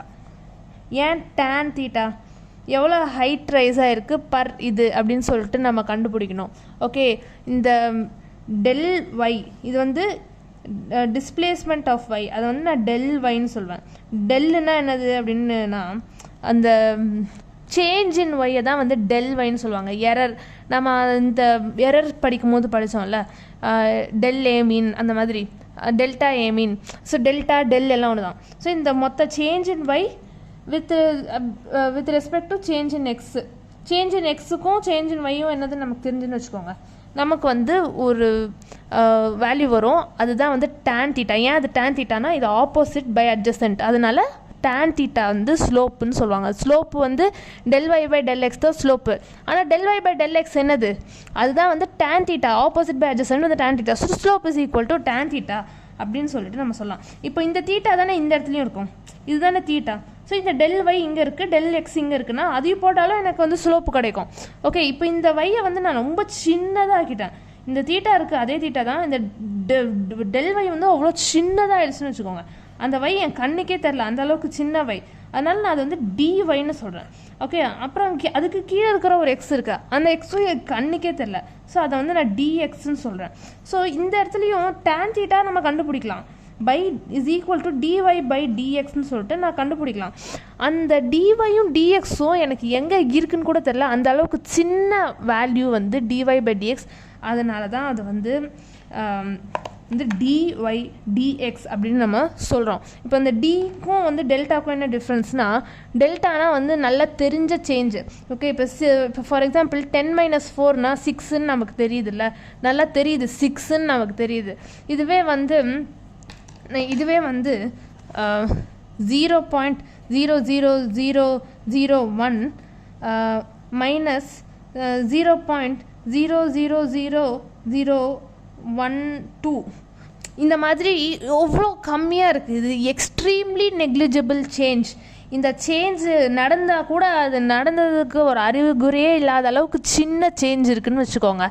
அந்த சேஞ்சை வந்து நான் டெல்லுன்னெலாம் சொல்ல மாட்டேன், டி அப்படின்னு சொல்லுவேன். ஓகே, அதுக்கு ஒரு சின்ன லெட்டரை கொடுத்துட்டேன் நான், டி அப்படின்னு சொல்லிட்டு ஒரு லெட்டர். ஸோ அதனால் இந்த டிஒய் டிஎக்ஸ்ன்னு சொல்லுவேன். அந்த அளவுக்கு சின்ன சேஞ்ச் இன் ஒய். ஏன்னா நான் சொன்னேன்ல, அந்த போல் எவ்வளோ சின்னதாக இருக்குது, அந்த ஒய் எங்கே இருக்குன்னு கூட தெரில, அவ்வளோ சின்ன சேஞ்ச் இன் ஒய் வந்து டிஸ்டன்ஸு பை டைம், ஸ்பீடு என்னன்னு தெரியல, டிஸ்டன்ஸ் பை டைம். இப்போ டிஒய் பை டிஎக்ஸ்ன்னு சொல்லிட்டு அந்த டிஎக்ஸை வந்து வித் ரெஸ்பெக்ட் டு சம்திங் இருக்குல்ல, அந்த வித் ரெஸ்பெக்ட் டுங்கிறத நான் டிஎக்ஸ் அப்படின்னு சொல்லிட்டு போடுவேன். அவ்வளோ சின்ன டைமு, அவ்வளோ சின்ன டிஸ்டன்ஸு, அவ்வளோ சின்ன டைமில் அது வந்து போயிருக்கு. அந்த டைமில் நான் கண்டுபிடிச்சாலும் வெலாசிட்டியும் எனக்கு டேன் தீட்டா தான். இந்த மொத்தமாக கண்டுபிடிச்சாலும் அதே டேன் தீட்டா தான். இன்னும் ஒரு கொஞ்சம் சின்னதாக கண்டுபிடிச்சாலும் டேன் தீட்டா தான். வெலாசிட்டியும் மாற போகிறதில்ல. ஆனால் வந்து இன்கேஸ் அந்த டிஸ்டன்ஸும் டைமும் ரொம்ப சின்னதாக இருந்துச்சுன்னா அதை நம்ம டிஒய் பை டிஎக்ஸ்ன்னு போட்டு அந்த வெலாசிட்டியை நம்மளால் கண்டுபிடிக்க முடியும். ஸோ அதுதான் வந்து இந்த டி. இப்போ இந்த டிஒய் டிஎக்ஸ்ன்னு போட்டனால டி கேன்சல் பண்ணக்கூடாது. ஓகே, டெல்ல வந்து கேன்சல் பண்ண முடியுமா, முடியாதுல்ல. அதே மாதிரி தான் அந்த டியும் டிஒய் டிஎக்ஸ்ன்னு சொல்லிட்டு கேன்சல் பண்ணுற டின்னு சொல்லிட்டு பண்ணக்கூடாது, அது தப்பு. அந்த மாதிரி வந்து கேன்சல் பண்ணிங்கன்னா உங்களுக்கு தப்பாக வந்துடும், அது ரொம்ப ரொம்ப தப்பு. அது ஒரு டி வந்து ஒரு ஆப்ரேஷன் மாதிரி, அது வந்து ஒரு அதுக்குன்னே கொடுத்தது, ஆப்ரேட்டிவாக என்னமோ சொல்லுவாங்க, அது எனக்கு தெரில. பட் அந்த மாதிரி அதை நீங்கள் கேன்சல் பண்ணக்கூடாது. ஓகே, முடியாது. அது எப்படி கேன்சல் பண்ணுவீங்க, அது ஒரு சேஞ்ச் இன் வை, அது ஒரு வேல்யூ, அது மொத்தமாகவே ஒரு வேல்யூ, அது அதனால அது உங்களால் முடியாது. இதுதான் வந்து அந்த டிஃப்ரென்ஷியேஷனில் இருக்கிற டிஒய் டிஎக்ஸ் இதெல்லாம். ஓகே, டிஒய்னா என்னது, சின்ன சேஞ்ச் இன் ஒய். டிஎக்ஸ்னா என்னது, சின்ன சேஞ்ச் இன் எக்ஸ். ஓகே, சின்ன சேஞ்ச் இன் ஒய் பை சின்ன சேஞ்ச் இன் எக்ஸ் வந்து instantaneous rate of change of y. அதாவது வந்து ஒய் எந்த விதத்தில் சேஞ்ச் ஆகுது வித் ரெஸ்பெக்ட் டு எக்ஸ் அப்படிங்கிறத instantaneous rate of change of y with respect to x, அதுதான் dy by dx. Okay, which is equal to slope of y versus x. ஸ்லோப்னா என்னது நான் சொல்லிட்டேன், இந்த எந்த அளவுக்கு இருக்குது, டேன் தீட்டா தான் ஸ்லோப்புன்னு நான் சொல்லிட்டேன். ஸோ இப்போ இந்த ஸ்லோப்பு தான் வந்தது ஸ்லோப் ஆஃப் ஒய் வர்சஸ் எக்ஸும் டிஒய் பை டிஎக்ஸும் சேம் தான். ஏன்னா டிஒய் பை டிஎக்ஸ் போட்டாலும் எனக்கு டேன் தீட்டா கிடச்சிரும், அந்த வி பை எக்ஸ் போட்டாலும் எனக்கு டேன் தீட்டா கிடச்சிரும். ஆனால் இந்த இங்கே பாருங்களேன், இந்த கர்வ் பார்த்தீங்களா எப்படி ஏடா குடமாக இருக்குது. இந்த மாதிரி நமக்கு ஸ்ட்ரெயிட்டாக நம்ம வரைஞ்ச மாதிரியே இல்லை, ரொம்ப ஏடா குடமாக இருக்குது. ஸோ அந்த மாதிரிலாம் இருக்கும்போது இந்த தீட்டா வேல்யூ மாறிக்கிட்டே இருக்கும், அந்த ஸ்லோப்போட வேல்யூ வந்து மாறிக்கிட்டே இருக்கும், டேன் தீட்டா வேல்யூ மாறிட்டே இருக்கும். இந்த இடத்துல ஒரு தீட்டா இருக்கா, இப்போ நான் இப்படி ஒரு லைன் வரைகிறேன், அப்போ தீட்டா வந்து இன்னும் ஜாஸ்தியாக இருக்குது, ஸ்லோப் ஜாஸ்தியாக இருக்குது பாருங்கள். இந்த இடத்துல ஈஸியாக ஏறிட்டே இருப்போம், அப்புறம் இப்படி மேலே போ கஷ்டமாக இருக்குது ஐயோ கஷ்டமாக இருக்குது. ஸோ அந்த மாதிரி ஸ்லோப் மாறிக்கிட்டே இருக்குது. ஸோ டிஒய் பை டிஎக்ஸும் வந்து வேரியபிளாக இருக்குது இந்த பர்டிகுலர் கிராஃபில். Okay, so slope of y versus எக்ஸும் டிஒய் பை டிஎக்ஸ் தான். ஓகே, அது கான்ஸ்டன்ட் வேல்யூவாக தான் இருக்கணும்னு அவசியம் இல்லை, அதுவும் ஒரு இதுவாக கூட இருக்கலாம். ஓகே, ஒரு அல்ஜிப்ரிக் எக்ஸ்பிரஷனாக கூட இருக்கலாம். Okay, which is equal to tan theta. இந்த தீட்டா என்ன அதுவோ அது வந்து is equal to tan of that theta. So tan theta is equal to dy by dx. இதெல்லாம் தான் வந்து டிஃப்ரென்ஷியேஷனில் நமக்கு தேவையான அனைத்து 4 பாயிண்ட்டும் இதுதான். Okay, instantaneous rate of change of y with respect to x தான் dy by dx, which is equal to slope of y versus x, which is equal to tan theta. Therefore tan theta is equal to dy by dx. So பேசிக்காக நான் சொன்ன மொத்த கதையும் உங்களுக்கு நல்லா புரிஞ்சிருக்கும்னு நம்புகிறேன். அந்த கதையெல்லாம் தூக்கி வச்சு ஒரு சம்மரி பண்ணிங்கன்னா இந்த சம்மரி தான் நமக்கு தேவை. ஓகே, இந்த 4மே ரொம்ப ரொம்ப முக்கியம். இந்த இந்த மாற்றி மாற்றி இப்போ வந்து tan தீட்டா மாதிரி ஃபார்மேட்டில் இருக்குதுன்னு வச்சுக்கோங்க. ஃபைண்ட் த ஸ்லோப்னு கேட்டாங்கன்னா நீங்கள் tan தீட்டா கண்டுபிடிக்கணும். தீட்டா கொடுத்துருந்தாங்கன்னா இன்கேஸ் வந்து சும்மா dy dx கண்டுபிடிக்கணும் அப்படி ஏதாவது ஒரு ஈக்குவேஷன் மாதிரி கொடுத்துட்டாங்கன்னு வச்சுக்கோங்க, ஒரு அல்ஜிப்ரிக் எக்ஸ்பிரஷன் மாதிரி கொடுத்துட்டாங்கன்னா நீங்கள் dy by dx கண்டுபிடிக்கணும். ஓகே, ஸ்லோப்பு வந்து dy by dx கண்டுபிடிச்சாலும் ஸ்லோப்பு தான், tan தீட்டா கண்டுபிடிச்சாலும் ஸ்லோப்பு தான்.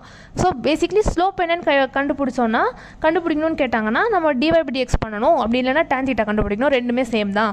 ஓகே, இல்லைனா ஸ்லோப்பே டைரெக்டாக கண்டுபிடிச்சோம். ஸ்லோப் ஃபார்முலா இருக்குல்ல, y2 - y1 by x2 - x1, அதை போட்டு கூட நம்ம வந்து ஸ்லோப்பை கண்டுபிடிக்கணும். ஸோ ஸ்லோப்பை கண்டுபிடிக்கணும், அதுக்கு என்ன பண்ணணுமோ அதை பண்ணணும். ஓகே, 3 விதம் இருக்குது. dy by dx வச்சு ஸ்லோப் கண்டுபிடிக்கலாம், இல்லை tan தீட்டா வச்சு ஸ்லோப் கண்டுபிடிக்கலாம், இல்லைனா வந்து அந்த y2 - y1 by x2 - x1 அப்படிங்கிறத வச்சு கூட ஸ்லோப்பை வந்து கண்டுபிடிக்கலாம். ஓகே, இப்போ ஒரே ஒரு எக்ஸாம்பிள் இங்கே பாருங்கள். இந்த 2 தான் ரொம்ப முக்கியம். y is equal to c னா வந்து இந்த y வந்து ஒரு கான்ஸ்டண்ட்டாக இருந்ததுன்னு வச்சுக்கோங்களேன். dy by dx வந்து 0. இந்த 20 கிலோமீட்டர் ஸ்பீட்லேயே போகிறாங்கன்னு வச்சுக்கோங்க. 20 km/s ஸ்பீட்லேயே போகிறாங்க, 20 km/s போகிறாங்க, அந்த மாதிரி போயிட்டுருக்குறாங்கன்னு வச்சுக்கோங்க.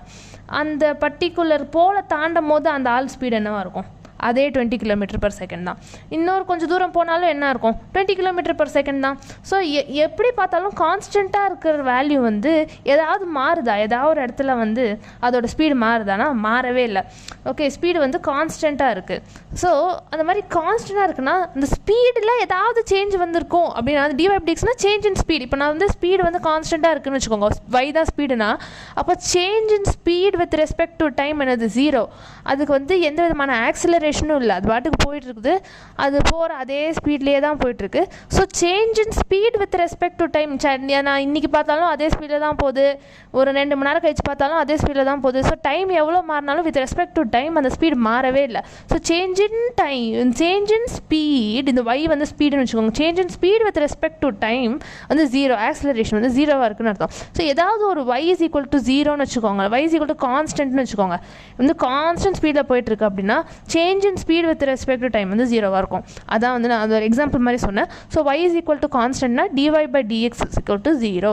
அப்புறம் இதுவே y is equal to x to the power n அந்த ஃபார்மேட்டில் இருந்ததுன்னு வச்சுக்கோங்க, x to the power n அப்படின்னு இருந்துச்சுன்னா dy by dx change in இந்த y with respect to x வந்து எப்படின்னா n into x to the power n - 1 அந்த ஃபார்மேட்டில் இருக்கும்.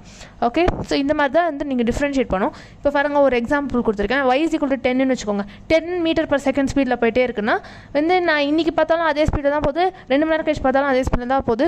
So change in that speed with respect to time வந்து 0. So அதனால் வந்து dy by dx வந்து 0. இதுவே வந்து அது வந்து எக்ஸ்ன்னு வச்சுக்கோங்க. dy by dx என்னது? n into x to the power n - 1. So இந்த n வந்து வேறு ஒன்றும் இல்லை, இந்த 1 தான். So 1 into x to the power 1 - 1 which is equal 1 - 1 0, anything to the power 0 is 1. So 1 into 1 1, அதனால் 1 வந்துடுச்சு. ஓகே, நான் என்ன சொன்னேன்னு புரிஞ்சுதா உங்களுக்கு? என்ன சொன்னேன்னு புரிஞ்சுதா?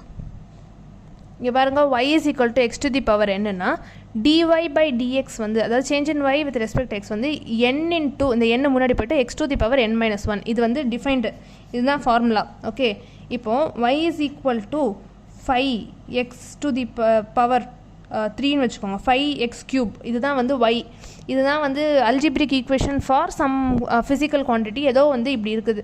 அதோட டெரிவேட்டிவ் அதாவது dy by dx என்னவாக இருக்கும் அப்படின்னு பார்த்தீங்கன்னா, நான் சொன்னல n into x to the power n - 1. இந்த 5 வந்து 5 அது அப்படியே இருந்துட்டு போட்டோம்.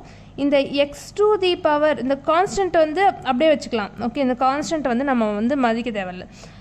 இப்போ இந்த x to the power 3-ஐ வந்து டிஃப்ரென்ஷியேட் பண்ணும்போது constant okay, x to the power 3-ஐ டிஃப்ரென்ஷியேட் பண்ணும்போது இந்த n வந்து 3. ஓகே, கரெக்டாக. ஸோ இந்த 3 முன்னாடி வந்துடும். x to the power 3 minus 1. Okay வந்து இந்த 5 வந்து அப்படியே நான் வச்சுக்கிட்டேன். ஏன்னா வந்து இது கான்ஸ்டன்ட் வேல்யூவாக இருக்குது. ஆனால் கான்ஸ்டன்ட் வெறும் தனியாக இருந்ததுன்னு வச்சுக்கோங்க, வெறும் 5 தான் இருக்குன்னா dy/dx வந்து 0. ஆனால் இந்த கான்ஸ்டன்ட்டும் கூட சேர்ந்து வேறு என்னமோ இருந்துச்சுன்னா அந்த கான்ஸ்டன்ட்டை அப்படியே வச்சுக்கிட்டு பக்கத்தில் இருக்கிறத டிஃப்ரென்ஷியேட் பண்ணணும். ஓகே, நமக்கு தெரியும் x to the power n அப்படின்னு இருந்துச்சுன்னா n இன்ட்டு அந்த n தான் வந்து அந்த 3 into x to the power n minus 1. So 3 minus 1, 3 minus 1னா என்ன 2. ஸோ 5 இன்ட்டு இந்த 3 அப்படியே வச்சுக்கலாம், 3 x to the power 2. So 5 3s are 15. So 15x square. 15x ஸ்கொயர்னால் என்னது? இப்போ இந்த இடத்துல 15x ஸ்கொயர் தான் dy/dx. ஸோ வந்து y வந்து 5x க்யூப்னா y டேஷ் dy/dx வந்து y டேஷ் அப்படின்னு கூட நம்ம ரெப்ரசன்ட் பண்ணலாம். Is equal to 15x square அப்படின்னு சொல்லிட்டு எனக்கு வந்துருச்சு. ஸோ எனக்கு y தெரிஞ்சிச்சுன்னா dy/dxும் ஈஸியாக நான் இப்படி கண்டுபிடிச்சிட்டேன். ஓகே, இந்த மாதிரி இந்த பர்டிகுலர் ஃபார்முலா அப்ளை பண்ணி எக்ஸாக்டாக நான் வந்து இங்கே கண்டுபிடிச்சிட்டேன். இந்த கான்ஸ்டன்ட் அப்படியே வச்சுக்கணும், வெறும் கான்ஸ்டன்ட் மட்டும் தான் இருந்ததுன்னா எனக்கு 0. ஓகே, இதெல்லாம் நமக்கு தெரிஞ்சுக்கணும்.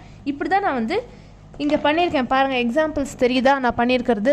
X square. So 2 into x to the power 2 minus 1 இது 1. So 2x. Differentiation of x square வந்து 2x. ஓகே, ரூட் எக்ஸ்ன்னு இருக்கு வச்சுக்கோங்க. இந்த எக்ஸ் டு தி பவர் 1/2 அதோட மீனிங். ஸோ 1 வந்து 1/2 இங்கே ஃப்ரண்ட்டில் வந்துட்டு X to the power 1/2 minus 1 என்னது? Okay, 1/2 minus 1 minus 1. ஓகே, -1/2. அந்த -1/2 அப்படின்னா வந்து இந்த எக்ஸை கீழே கொண்டு வந்துட்டு அதுக்கு ரூட் போட்டேன். ஸோ 1/2 √2. இதெல்லாம் நீங்கள் ட்ரை பண்ணி பாருங்கள். வீட்டில் வந்து நீங்கள் ஒரு பேப்பர் எடுத்து இந்த பாருங்கள், இந்த ஒன்றுத்தையும் ட்ரை பண்ணுங்கள். இந்த ஃபார்முலா அப்படியே போட்டு ட்ரை பண்ணுங்கள். ஓகே, இதுதான் வந்து டிஃப்ரென்ஷியேஷன். நீங்கள் இந்த அளவுக்கு டிஃப்ரென்ஷியேஷன் உங்களுக்கு பண்ண தெரிஞ்சால் போதும். ஏதாவது ஒரு பெரிய டிஃப்ரென்ஷியேஷன் கேட்கும்போது ஈஸியாக நீங்கள் பண்ணிடலாம். ஓகே, ரொம்ப கேட்க மாட்டாங்க. இதுதான் இந்த அளவுக்கு பேசிக்காக உங்களுக்கு தெரிஞ்சுக்கணும். இதெல்லாம் வந்து வீட்டில் பண்ணி பாருங்கள். ஓகே, இந்த y is equal to sin xன்னு வச்சுக்கோங்க. Okay, y is equal to sin xனா dy/dx equal to cos x. இந்த sin x டிஃப்ரென்ஷியேட் பண்ணும்போது நமக்கு cos x வரும். ஓகே, அதே மாதிரி y is equal to cos xன்னு வச்சுக்கோங்க. அந்த cos x டிஃப்ரென்ஷியேட் பண்ணும்போது -sin x அப்படின்னு சொல்லிட்டு நமக்கு வரும். ஓகே, இதுதான் வந்து நமக்கு தெரிஞ்சிருக்கணும். இந்த அளவுக்கு தெரிஞ்சால் போதும். மற்ற அதுக்கு மேலே நான் பார்த்ததில்ல, வேணா உங்களுக்கு செல்ஃப் இன்ட்ரெஸ்ட்டில் தெரிஞ்சுக்கலாம் நீங்கள். பட் இதுதான் மெயினாக நமக்கு தெரியணும். sin x differentiation cos x differentiation -sin x. Okay, இதுவே வந்து log x இருந்துச்சுன்னு வச்சுக்கோங்க, அதோட differentiation 1/x. e to the power x differentiation e to the power x தான். a to the power x differentiation a to the power x log a. Okay, இதுதான் வந்து ஒன்னொன்னத்தோட differentiation. Okay, எப்படி அந்த y இதுவாக இருந்துச்சுன்னா டிஃப்ரென்ஷியல் வேல்யூ என்னவா இருக்குது அப்படின்னு சொல்லிட்டு நான் இங்கே கொடுத்துருக்கேன். இது வந்து ஒரு எக்ஸாம்பிள் ஃபார் தட். இப்போ இந்த கொஸ்டின் உங்களால் பண்ண முடிஞ்சதுன்னு வச்சுக்கோங்க, நீங்களாவே பண்ண பாருங்கள். இப்போ நான் சொன்னதை வச்சு அந்த ரூல்ஸ் அப்ளை பண்ணி ஆன்சர் வந்து இதுவாக வருதான்னு செக் பண்ணி பாருங்கள். ஓகே, இந்த ஆன்சர் வந்து உங்களுக்கு வரணும். எப்படி வரணும்னா இந்த பர்டிகுலர் ஃபார்முலா நான் ஃபஸ்ட் சொன்னேன்ல, இந்த இதை அப்ளை பண்ணி இதை ஃபுல்லுத்தையும் டிஃப்ரென்ஷியேட் பண்ணுங்கள். அடிஷனல் இருந்துச்சுன்னா அப்படியே ஆட் பண்ணிக்கலாம். இதை டிஃப்ரென்ஷியேட் பண்ணி ஆட் பண்ணிக்கணும், இதை டிஃப்ரென்ஷியேட் பண்ணி இந்த இதோட ஆட் பண்ணிக்கலாம். ஸோ அடிஷனில் தான் அப்படியே நீங்கள் வந்து டிஃப்ரென்ஷியேட் பண்ணி ஆட் பண்ணிக்கணும். ஓகே, முடிஞ்சிச்சு, அவ்வளோதான். இதுக்கு மல்டிப்ளிகேஷன் u/v வந்து வேண்டாம், அதனால தான் நான் சொல்லலை. பட் வேணும்னா நீங்கள் கற்றுக்கலாம். பட் இந்த அடிஷன் வந்து தான் மெயினாக உங்களுக்கு தெரியணும். ஸோ அதுதான் நான் வந்து இதில் போட்டிருக்கேன். ஓகே, டபுள் டிஃப்ரென்ஷியேஷன் ஒன்று இருக்குது. அப்படின்னா என்ன அர்த்தம்? இப்போ நான் y is equal to sin x இருக்குது, அதை டிஃப்ரென்ஷியேட் பண்ணும்போது dy/dx which is equal to y dash is equal to cos xன்னு எனக்கு வந்துருச்சு. இப்போ இந்த cos xயே நான் வந்து திரும்பி இன்னொரு வாட்டி டிஃப்ரென்ஷியேட் பண்ணுறேன். ஓகே, இப்போ y is equal to sin x இருக்கும் போது y dash cos x இருக்கும் போது நான் வந்து y dash டிஃப்ரென்ஷியேட் பண்ணி எனக்கு என்ன வருது? cos x differentiation -sin x வந்துருச்சு. ஸோ d²y/dx ஸ்கொயர் வந்து -sin xன்னு வந்துருச்சு. இப்போ y is equal to sin xனா அதோட டபுள் டிஃப்ரென்ஷியேட் பண்ணி வந்திருக்கிற வேல்யூ வந்து எனக்கு -sin x. Okay, y is equal to sin xனா அதோட டபுள் டிஃப்ரென்ஷியேஷன் பண்ணோன்னே அதோட வேல்யூ என்னது? அப்படின்னா -sin x. டபுள் டிஃப்ரென்ஷியேஷன் என்ன? ஒரு வாட்டி டிஃப்ரென்ஷியேட் பண்ணிட்டு இன்னொரு வாட்டி டிஃப்ரென்ஷியேட் பண்ணி ஒரு ஆன்சர் வருதுல்ல, அதுதான் டபுள் டிஃப்ரென்ஷியேட் பண்ணி வந்திருக்கிற நமக்கோட ஆன்சர். அதை வந்து நம்ம d²y/dx ஸ்கொயர் அப்படின்னு சொல்லிட்டு ரெப்ரசென்ட் பண்ணுவோம். ஓகே, இந்த particular y is equal to sin xக்கு டபுள் டிஃப்ரென்ஷியேட் பண்ணி வர ஆன்சர் வந்து -sin x. இதே வந்து y is equal to x கியூப்னு வச்சுக்கோங்க.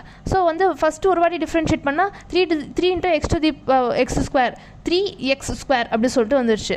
3 × x to the power 3 - 1, so 3x². அதை நான் இன்னொரு வாட்டி டிஃப்ரென்ஷியேட் பண்ணேன்னு வச்சுக்கோங்க.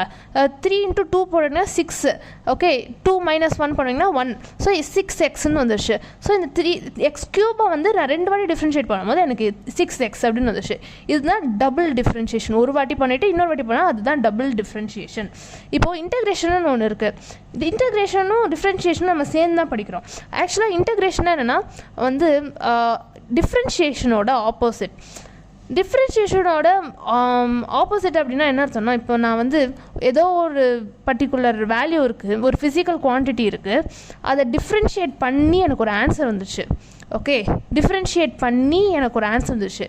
பட்டு நான் ஒருத்தவங்க என்ன செஞ்சுட்டாங்க, எனக்கு ஆன்சரை மட்டும் கொடுத்துட்டாங்க, என்ன கொஷின்னே எனக்கு கொடுக்கல. இந்த ஆன்சரை வச்சு அது என்ன கொஷின் நீங்கள் கண்டுபிடிங்க, நான் எதை டிஃப்ரென்ஷியேட் பண்ணி எனக்கு இந்த ஆன்சர் வந்ததுன்னு சொல்லிட்டு அந்த மெயினாக நான் எதையோ ஒன்று டிஃப்ரென்ஷியேட் பண்ணி தானே எனக்கு அந்த டிஃப்ரென்ஷியேட் பண்ண ஆன்சர் வந்துச்சு. ஸோ அந்த டிஃப்ரென்ஷியேட் பண்ண ஆன்சரை வச்சுட்டு அந்த மெயின் கொஷினை கண்டுபிடிங்கன்னு சொல்கிறாங்க. ஸோ நான் அப்படியே ரிவர்ஸ் பண்ணுறேன். Okay, so the reverse process of differentiation தான் வந்து இன்டெகிரேஷன் அப்படின்னு சொல்கிறாங்க. ஸோ வந்து டிஃப்ரென்ஷியேஷன் போது நம்ம ஸ்லோப்பை கண்டுபிடிப்போம், ஆனால் இன்டெகிரேஷன் போது அந்த ஸ்லோப்புக்கு பதிலாக ஏரியாவை கண்டுபிடிப்போம். எப்படி ஏரியா வருது அப்படின்னா, இங்கே பாருங்கள், இந்த பர்டிகுலர் ஸ்லோப் இருக்குல்ல, ஸோ இதுதான் வந்து டி. ஸோ dy/dxங்கிறது அந்த ஒரு பாயிண்ட்டுன்னு வச்சுக்கோங்க. இதை நான் பெருசாக உங்களுக்கு தெரியணுங்கிறதுக்காக போட்டிருக்கேன், பட் ஒரு பாயிண்ட்டு தான் அது ஆக்சுவலாக. அந்த மாதிரி டின்னு சொல்லிட்டு நிறையா இருக்குது. ஆனால் நம்ம ஒரு டியை தான் கண்டுபிடிச்சிருக்கோம் டிஃப்ரென்ஷியேட் பண்ணி. ஸோ இன்டெகிரேட் பண்ணும்போது என்ன பண்ணுறோம், அந்த டி ப்ளஸ் டின்னு சொல்லிட்டு அந்த அத்தனை குட்டி குட்டி குட்டி குட்டி குட்டி டியும் வந்து ஆட் பண்ணி, மொத்த டிஸையும் ஆட் பண்ணி நம்ம வந்து அந்த இன்டெகிரேட் பண்ணி கண்டுபிடிக்கிறோம் இந்த மொத்த மெயின் ஆன்சர் என்ன அப்படின்னு சொல்லிட்டு. ஓகே, இதை நான் உங்களுக்கு இன்னும் தெளிவாக சொல்லணும்னா இங்கே பாருங்கள், நான் இங்கே வரைஞ்சி காட்டுறேன். இங்கே பாருங்கள், இந்த ஒரு பாயிண்டில் வந்து நான் டி அப்படின்னு சொல்லிட்டு டிஃப்ரென்ஷியேட் பண்ணி கண்டுபிடிச்சிட்டேன். ஓகே, இப்போ வந்து யாரோ என்ன செஞ்சுட்டாங்க, எனக்கு அந்த டியை மட்டும் கொடுத்துட்டு அந்த லைன் என்னது எனக்கு தெரில, இதுக்கு எதையோ ஒன்று டிஃப்ரென்ஷியேட் பண்ணி தானே டி வந்துச்சு, அந்த எதையோ ஒன்று இந்த லைன் தான். ஓகே, அது லைன் என்னன்னு எனக்கு தெரில, வந்து அந்த லைனை டிஃப்ரென்ஷியேட் பண்ணும்போது டி வந்துருச்சு எனக்கு. இப்போது யாரோ எனக்கு டியை மட்டும் கொடுத்துட்டு லைன் என்னதுன்னு கண்டுபிடிங்க அப்படின்னு கேட்குறாங்க. இப்போ இங்கே டி இருக்குல்ல, அந்த மாதிரி இங்கே ஒரு டி இருக்கும்ல, இங்கே ஒரு டெரிவேட்டிவ் சொல்கிறேன், டெரிவேட்டிவ் சொல்லிட்டு அத்தனை குட்டி குட்டி குட்டி குட்டி குட்டி குட்டி குட்டி குட்டி குட்டி குட்டி டெரிவேட்டிவ்ஸ் எல்லாம் நான் வந்து ஆட் பண்ணினா சம்மேஷன் பண்ணி எனக்கு ஒரு ஆன்சர் வருது, அந்த லைன் திரும்பி வந்துருச்சு. ஓகே, அந்த particular summation of the small Ds பண்ணி எனக்கு வந்து என்ன ஆயிடுச்சு, அந்த லைன் வந்து திருப்பி எனக்கு கிடச்சிருச்சு. இந்த லைன் வந்து சம்மேஷன் பண்ணி, ஓகே இது விடுங்க, இங்கே பாருங்கள், சம்மேஷன் பண்ணி அந்த லைன் வந்து எனக்கு திரும்பவும் கிடச்சிருச்சு. ஸோ இதுதான் வந்து integration. Okay, reverse process, differentiate பண்ணி டி கிடச்சிது, டி எல்லாம் சம்மேஷன் பண்ணி அந்த லைன் கிடச்சிருச்சு. ஓகே, ஸோ இதுதான் வந்து ரிவர்ஸ் ப்ராசஸ் ஆஃப் டிஃப்ரென்ஷியேஷன், அதுக்கு பேர் தான் இன்டெகிரேஷன். இன்டெகிரேஷன் போது நம்ம ஏரியாவை வந்து கண்டுபிடிப்போம். ஓகே, ஏன் ஏரியா, அந்த டிஃப்ரென்ஷியேட் பண்ணி ஒன்று வந்திருக்குல்ல, அந்த டிஃப்ரென்ஷியேட் பண்ணி வர அந்த ஸ்லோப் எல்லாம் பிளாட் பண்ணி நான் ஒரு கிராஃப் பண்ணிட்டேன். ஓகே, அந்த ஸ்லோப் 1, ஸ்லோப் 2, ஸ்லோப் 3ன்னு சொல்லிட்டு ஒவ்வொரு மோமெண்ட்லேயும் நான் கண்டுபிடிக்கிற ஸ்லோப் எல்லாம் பிளாட் பண்ணி ஒரு கிராஃப் பண்ணிவிட்டு, அந்த ஸ்லோப்பெல்லாம் வந்து பிளாட் பண்ணி ஒரு கிராஃப் பண்ணிவிட்டு இந்த கர்வோட ஏரியா கண்டுபிடிச்சோன்னு வச்சுக்கோங்க. இந்த ஏரியா வேறு ஒன்றும் இல்லை, இந்த லைன் தான் இந்த ஏரியா. புரியுதா? அதுதான் வந்து இன்டெகிரேஷனோட பியூட்டி. இந்த ஒரு வேல்யூ வருதுல்ல, அதுதான் அந்த லைனோட வேல்யூ. ஸோ இந்த இன்டெகிரேஷன் போது நம்ம ஏரியா கண்டுபிடிப்போம், ஸ்லோப்பு கண்டுபிடிக்க இந்த டிஃப்ரென்ஷியேஷன் போது ஸ்லோப் கண்டுபிடிப்போம். ஓகே, இதுதான் மெயினாக க்ரக்ஸ். என்ன ஞாபகம் வச்சுக்கணும், டிஃப்ரென்ஷியேஷன் போது ஸ்லோப்பு, இன்டெகிரேஷன் போது area. Okay, so integral y dx, integration of y with respect to x. இன்டெகிரேஷன்னா சம்மேஷன், நம்ம ஆட் பண்ணுறோன்னு சொல்லலாம், அந்த குட்டி குட்டி குட்டி டி எல்லாம் ஆட் பண்ணி இன்டெகிரேட் பண்ணி திரும்பி அந்த பழசை திரும்பி கொண்டு வரும். ஸோ அதனால் integration of this y with respect to x பண்ணும்போது which is nothing but area of this curve. Okay, அது வந்து இப்படி இன்டெகிரேஷன் சிம்பிள், இதுதான் இன்டெகிரேஷன் சம்மேஷன், அதுதான் integration simple. x to the power n dx is equal to, இது வந்து the main integration formula. Okay, integration of x to the power n dx with respect to x வந்து x to the power n plus 1 by n plus 1 plus C நான் ஏன் போட்டிருக்கேன்னா இப்போது நான் சொன்னல இந்த constant நான் வந்து டிஃப்ரென்ஷியேட் பண்ணால் எனக்கு 0 வந்துச்சு. ஒருவேளை வந்து அந்த பர்டிகுலர் வேல்யூவில் ஒரு கான்ஸ்டன்ட் இருக்குது, அது டிஃப்ரென்ஷியேட் பண்ணி எனக்கு 0ன்னு வந்துருச்சு. ஓகே, அந்த 0 வந்து எனக்கு ஃபைனல் ஆன்சரில் எப்படி நான் சேர்க்க மாட்டேன்ல, ப்ளஸ் 0 அப்படின்னு சொல்லிட்டு நான் போட மாட்டேன். ஸோ அந்த கான்ஸ்டன்ட் என்ன வேணால் இருக்கலாம், 10 இருக்கலாம், 20 இருக்கலாம், 30 இருக்கலாம். அதை டிஃப்ரென்ஷியேட் பண்ணி தானே எனக்கு வந்து 0ன்னு வந்திருக்கு. ஸோ அதை வந்து நான் கணக்கில் சேர்த்துக்காம தான் எனக்கு வந்து ஒரு ஆன்சர் வந்திருக்கு. ஓகே, ஸோ அதனால வந்து நான் ப்ளஸ் சின்னு சொல்லிட்டு இன்டகிரேஷன் பண்ணி எனக்கு வர அந்த ஒரு கான்ஸ்டன்ட்டையும் நான் இன்டகிரேஷன் பண்ணும்போது அந்த கான்ஸ்டன்ட்டையும் நான் திரும்பி கொண்டு வரணும், அந்த 10ஐயும் நான் திரும்பி உயிர்ப்பிச்சு கொண்டு வரணும். ஆனால் அது 10 20 30 நான் டிஃப்ரென்ஷியேட் பண்ணி எந்த கான்ஸ்டன்ட் டிஃப்ரென்ஷியேட் பண்ணி எனக்கு 0 வந்துச்சுன்னு எனக்கு தெரில. ஸோ அதனால நான் சும்மா சீன் மட்டும் போட்டுக்கிறேன். இது அந்தளவுக்கு இம்பார்ட்டன்ட் கிடையாது. ஓகே, டிஃப்ரென்ஷியேட் ஒரு கான்ஸ்டன்ட் டிஃப்ரென்ட் பண்ணும்போது 0 வந்துச்சு. அந்த 0 வந்து எந்த கான்ஸ்டன்ட் டிஃப்ரென்ஷியேட் பண்ணி எனக்கு வந்துச்சுன்னு தெரியல. அதனால நான் அதை திரும்பி ரிவர்ஸ் பண்ணும்போது எனக்கு அது என்னன்னு தெரியாதனால நான் சீனு போட்டிருக்கேன். அதனால அந்த சி நம்ம இங்கே போட்டிருக்கோம். இது ஆக்சுவலாக தேவையில்லை, நமக்கு வந்து தேவையில்லை. ஓகே, இந்த பர்டிகுலர் எப்படி வந்து இன்டகிரேட் பண்ணால் என்ன வருதுன்னு தெரியும். Okay, x to the power n integration என்னது x to the power n plus 1 by n plus 1. இதுதான் வந்து இந்த வந்து n வந்து நாட் ஈக்குவல் டு -1. இந்த என்னோட வேல்யூ -1 இருந்துன்னு வச்சுக்கோங்க, அது 1 by x அப்படின்னு வச்சுக்கிட்டு நம்ம வந்து log xங்கிற மாதிரி கண்டுபிடிக்கணும். ஓகே, இந்த n வந்து -1 இருந்துச்சுன்னா integration of 1 by x is equal to log x. அதாவது டிஃப்ரென்ஷியேஷன் ஆஃப் log x வந்து 1 by x தானே. ஸோ அதோட ரிவர்ஸ் தான். இப்போ 1 by x இன்டகிரேட் பண்ணும்போது திரும்பி log x நமக்கு திரும்பி வந்துருச்சு, ரிவர்ஸ் பண்ணிட்டோம். ஓகே, ஸோ இதுதான் வந்து இன்டகிரேஷன். இப்போது இன்டகிரேஷன் ஆஃப் dx என்னது? ஓகே, இன்டகிரேஷன் ஆஃப் dxனா என்னது? x to the power integration of x to the power 0 dx தான் அதோட meaning. x to the power 0 வந்து 1, anything to the power 0 is 1. So integration of 1 இந்த இடத்துல நான் ஒன்றுமே இல்லை, 1 அப்படின்னா x to the power 0 நான் வச்சுக்கலாம், ஏன்னா அதுதான் 1. Anything to into 1 dx into 1 வந்து dx தான், அதனால தான் வெறும் dx இருக்குது. Okay, so x to the power 0 ஆனால் அந்த 0 வந்து நான் n வச்சுக்கிறேன். Okay, x to the power n integration என்னது? x to the power n, அதாவது 0 plus 1 by n plus 1. அதாவது n வந்து 0 plus 1 போட்டோன்னா என்ன வருது? எக்ஸ்ன்னு வந்துருச்சு. Okay, X plus C. அந்த சி வந்து எனக்கு தெரியாத அந்த கான்ஸ்டன்ட் தான் அந்த சி. இது நமக்கு தேவையில்ல, பட் போடணும், மேக்ஸில் கண்டிப்பாக போடணும்னு சொல்லுவாங்க. இங்கே வந்து நீங்கள் அதை போட தேவையில்ல அந்த அளவுக்கு, ஏன்னா நம்ம இந்த மாதிரி வெறும் ஓப்பன் இன்டகிரேஷன் மாதிரி பண்ண மாட்டோம். வந்து நம்ம வந்து க்ளோஸ்டு இன்டகிரேஷன் தான் பண்ணுவோம். அது க்ளோஸ்டு இல்லை, டெஃபினைட். இது வந்து இன்டெஃபினைட் இன்டகிரேஷன், அது நம்ம பண்ண மாட்டோம், டெஃபினைட் தான் பண்ணுவோம். பட் இது நீங்கள் தெரியணுங்கிறதுக்காக நான் இங்கே பண்ணி வச்சுருக்கேன். Okay, integration of x cube என்ன பண்ணுவீங்க? Okay, integration of x cube வந்து உங்களுக்கு நான் இப்போ சொல்லித்தரேன். Integration of x cube dx is equal to, okay, x to the power n வந்து 3 + 1 by n plus 1, அதாவது 3 plus 1. Okay, it is equal to என்னது? x to the power 4 by 4. So integration of x cube dx வந்து x to the power 4 by 4. Okay, இதுதான் வந்து நான் சொன்ன ஒரு example நான் உங்களுக்கு சொல்லியிருக்கேன். இந்த மாதிரி இந்த x to the power 3 அந்த மாதிரி x to the power 5 into x to the power 5 அந்த மாதிரிலாம் இருந்துச்சுன்னா அதுவும் நீங்கள் ட்ரை பண்ணணும். இதுவே இந்த நீங்கள் பாருங்கள், இன்டகிரேஷன் ஆஃப் 10x dx இருக்குது. அப்படின்னா நீங்கள் என்ன செய்யணும்? இந்த 10 வந்து இன்டகிரேஷனில் சேர்த்துக்கூடாது, அது கான்ஸ்டன்ட்டுங்கிறதுனால இன்டகிரேஷனுக்கு வெளில எடுத்துடணும். ஓகே, இன்டகிரேஷனுக்கு வெளில எடுத்துடணும். ஓகே, இன்டகிரல் 10x dx அப்படின்னு இருந்துச்சுன்னா 10 வெளில எடுத்துட்டு அப்புறம் x dx மட்டும் டிஃப்ரென்ஷியேட் பண்ணணும். which is equal to 10 into x differentiation என்ன? இது x to the power 1. So x to the power n plus 1. So 1 plus 1 by n plus 1, அது வந்து 2. So x to the power 2 by 2. இந்த இது 10 இந்த 2 cancel ஆகிட்டு 5 ஆகிடும் இந்த இடம். ஸோ 5x ஸ்கொயர் தான் ஆன்சர். இப்போ பாருங்கள், 5x ஸ்கொயர் ப்ளஸ் சி அந்த மாதிரி போட்டிருக்கேன். ஸோ இந்த e to the power x integration என்னது? e to the power x தான், ஏன்னா e to the power xோட differentiation e to the power x தான். So e to the power x இன்டகிரேஷனும் e to the power x தான், திரும்பி e to the power x வந்துருச்சு. So இங்கே பாருங்கள், x to the power 4 வந்து differentiate வந்து ரிவர்ஸ் பண்ணிட்டோம். Okay, x to the power 4ன்னு இருக்கிறத ஏதோ ஒன்று டிஃப்ரென்ஷியேட் பண்ணால் x to the power 3ங்கிற ஃபார்மேட்டில் வருது நமக்கு. அப்போ x to the power 3ங்கிறத இன்டகிரேட் பண்ணால் x to the power 4ங்கிற ஃபார்மேட்டில் தான் நமக்கு வரும். ஓகே, உங்களுக்கு புரியுதா? அது ஏன் ரிவர்ஸ்னு உங்களுக்கு புரியுதா? நமக்கு மெயினாக ஆனால் என்ன தேவை அப்படின்னு பார்த்தீங்கன்னா டெஃபினைட் இன்டெக்ரல்ஸ் தான். ஓகே, நான் அதை பற்றி சொல்கிறதுக்கு முன்னாடி இங்கே பாருங்கள், இந்த ரெண்டு விஷயமும் நீங்கள் தெரிஞ்சுக்கோங்க. sin x dx, இப்போ வந்து சைனோட டிஃப்ரென்ஷியேஷன் என்னது?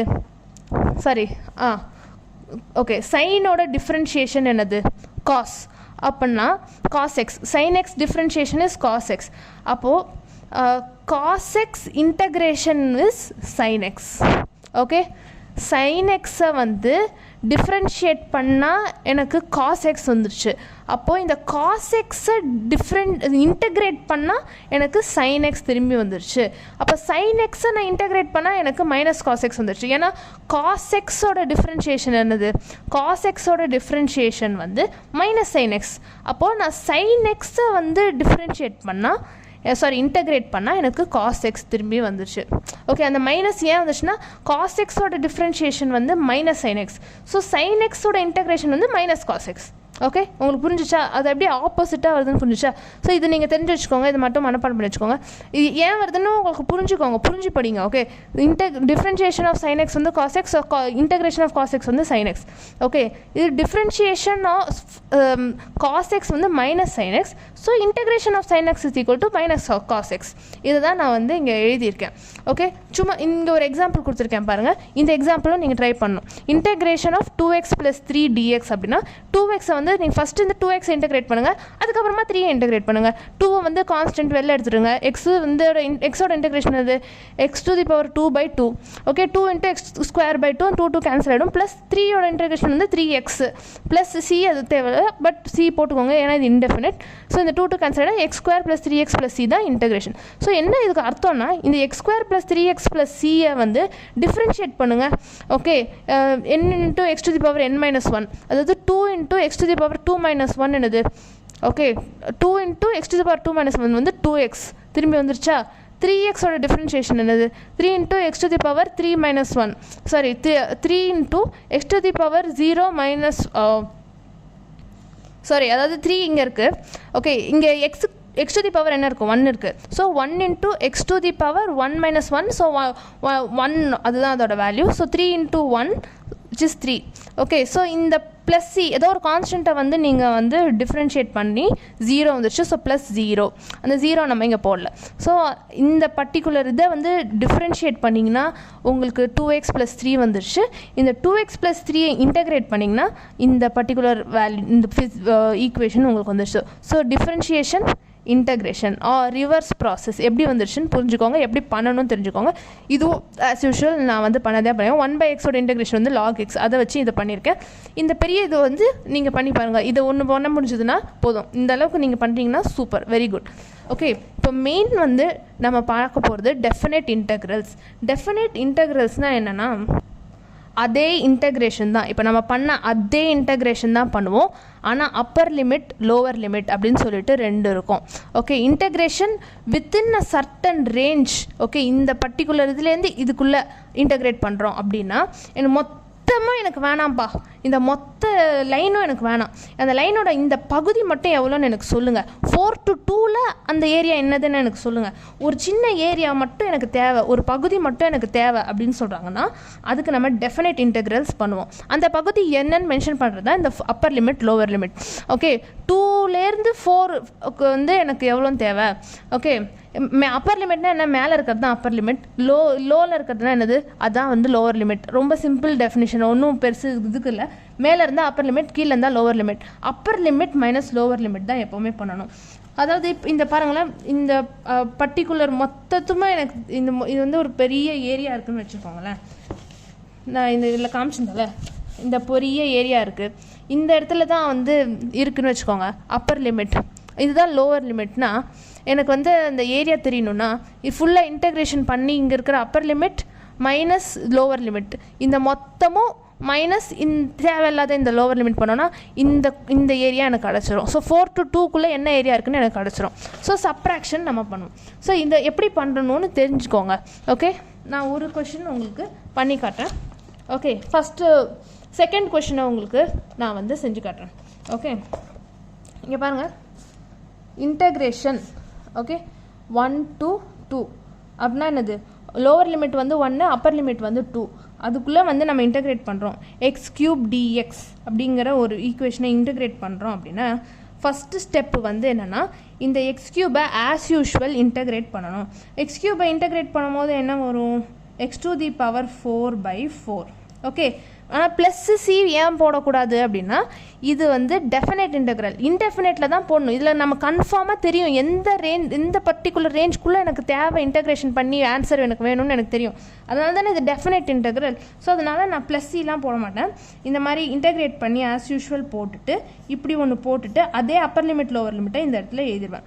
ஓகே, இந்த மாதிரி இன்டெகிரேட் பண்ணி 1 2 அப்படின்னு போட்டுட்டு நான் என்ன செய்வேன், subtract Appar limit minus lower limit. இந்த 2-ஐ வந்து இந்த எக்ஸில் சப்ஸ்டியூட் பண்ணணும். Okay, x to the power 2 அந்த எக்ஸ் வந்து 2ன்னு சொல்லிட்டு நான் இந்த இடத்துல சப்ஸ்டியூட் பண்ணிட்டேன். ஸோ என்ன ஆகிடும், 2 to the power 4/4 அப்படின்னு வந்துடுமா. ஸோ அப்பர் லிமிட் சப்ஸ்டியூட் பண்ணால் எனக்கு ஒன்று வந்துருச்சு மைனஸ். ஓகே, லோவர் லிமிட்டை இப்போ சப்ஸ்டியூட் பண்ணணும். இந்த எக்ஸ் இருக்கிற இடத்துல இந்த 1-ஐ போடணும். Okay, so 1 to the power 4/4 அப்படின்னு போட்டோன்னா இது வந்து கால்குலேட் பண்ணுங்கள். 2 to the power 4 என்னது 16, 2 2s are 4, 4 4s are 16. So 16/4 minus 1 to the power 4 வந்து 1 தான் by 4 பண்ணோன்னா நமக்கு வந்து ஃபைனல் ஆன்சர் வந்து 15/4 அப்படின்னு சொல்லிட்டு வருது. ஓகே, இதுதான் வந்து இந்த பர்டிகுலர் இந்த பர்டிகுலர் ஏரியா இந்த 1 to 2க்குள்ளே எக்ஸ் கியூபை வந்து நீங்கள் இன்டெகிரேட் பண்ணிங்கன்னா ஏரியாவை உங்களுக்கு வந்து 15/4 யூனிட்ஸ்ன்னு சொல்லிட்டு கிடைக்கும். ஓகே, இது வந்து டெஃபினைட் இன்டெக்ரல். ஒரு பர்டிகுலர் ஏரியா ஒரு ரேஞ்சுக்குள்ளே எப்படி இருக்குன்னு பண்ணணும் தான் definite. Upper limit minus lower limit பண்ணணும். ஆஸ் யூஷுவல் இன்டெகிரேட் பண்ணணும், அப்பர் லிமிட் லோவர் லிமிட் எழுதணும், அதுக்கப்புறம் அப்பர் லிமிட் சப்ஸ்டியூட் பண்ணி எழுதிட்டு மைனஸ் லோவர் லிமிட் அப்படின்னு சொல்லிட்டு போட்டணும். ஓகே, அதுதான் வந்து டெஃபினைட் இன்டெக்ரல். நான் இங்கே கொடுத்துருக்கேன் பாருங்கள் 3 எக்ஸாம்பிள். இது 3த்தையும் நீங்கள் ட்ரை பண்ணி பாருங்கள். கண்டிப்பாக நீங்கள் ட்ரை பண்ணணும். இன்றைக்கி வந்து இதோட இந்த அளவுக்கு பேசிக்காக நமக்கு மேக்ஸ் தெரிஞ்சால் போதும். ஸோ இதுதான் பேசிக் மேக்ஸ். இப்போ வந்து இந்த இதுக்கு பதிலாக பெரிய இன்டெகிரேஷன் இருக்குன்னு வச்சுக்கோங்க. பெரிய ஒரு 3x³ + 2x + 1 அந்த மாதிரி இருக்குன்னு வச்சுக்கோங்க. அதையும் இன்டெகிரேட் பண்ணி பெருசாக போட்டுடணும். ப்ளஸ் வந்து x to the power 4/4 plus something x³ ப்ளஸ்ன்னு போட்டு இதே மாதிரி ப்ராக்கெட் மாதிரி போட்டுட்டு லோவர் லிமிட் அப்பர் லிமிட்டை ஆஸ் யூஷுவல் எழுதிட்டு அப்புறம் அப்பர் லிமிட்டை எக்ஸில் போட்டு ஒரு வரும், அதை ஒரு ப்ராக்கெட்டில் போட்டு மைனஸ் அப்படின்னு போட்டு அந்த மொத்தத்துலேயும் அந்த x to the power 4 + x³ அப்படி இருக்குல்ல. ஸோ நான் என்ன சொல்லிட்டு இருந்தேன்னா அது வந்து லைக் பெரிய நீட்டமான ஒரு அடிஷன்ஸில் இருந்தால் கூட ஆஸ் யூஷுவல் இன்டெகிரேஷன் பண்ணிவிட்டு அப்பர் லிமிட் மைனஸ் லோவர் லிமிட்டை ப்ராக்கெட்டில் போட்டு அப்பர் லிமிட் ஃபுல்லாக சப்ஸ்டியூட் பண்ணிடணும். அந்த மொத்த இன்டெகிரேஷனுக்குள்ளேயே அதை அப்பர் லிமிட்டை சப்ஸ்டியூட் பண்ணிவிட்டு அப்புறமா மைனஸ் போட்டு லோவர் லிமிட்லேயும் ஃபுல்லுத்தையும் எல்லாத்தையும் சப்ஸ்டியூட் பண்ணிவிட்டு அப்புறம் ஃபைனல் ஆன்சர் வந்து கொண்டு வரணும். நீங்கள் வந்து அதை ட்ரை பண்ணி பாருங்கள் இந்த மாதிரி கொஷின்ஸ்லாம். ஸோ இதோட வந்து மேக்ஸ் பேசிக் மேக்ஸ் வந்து முடிவடைந்து விட்டது. So thank you so much.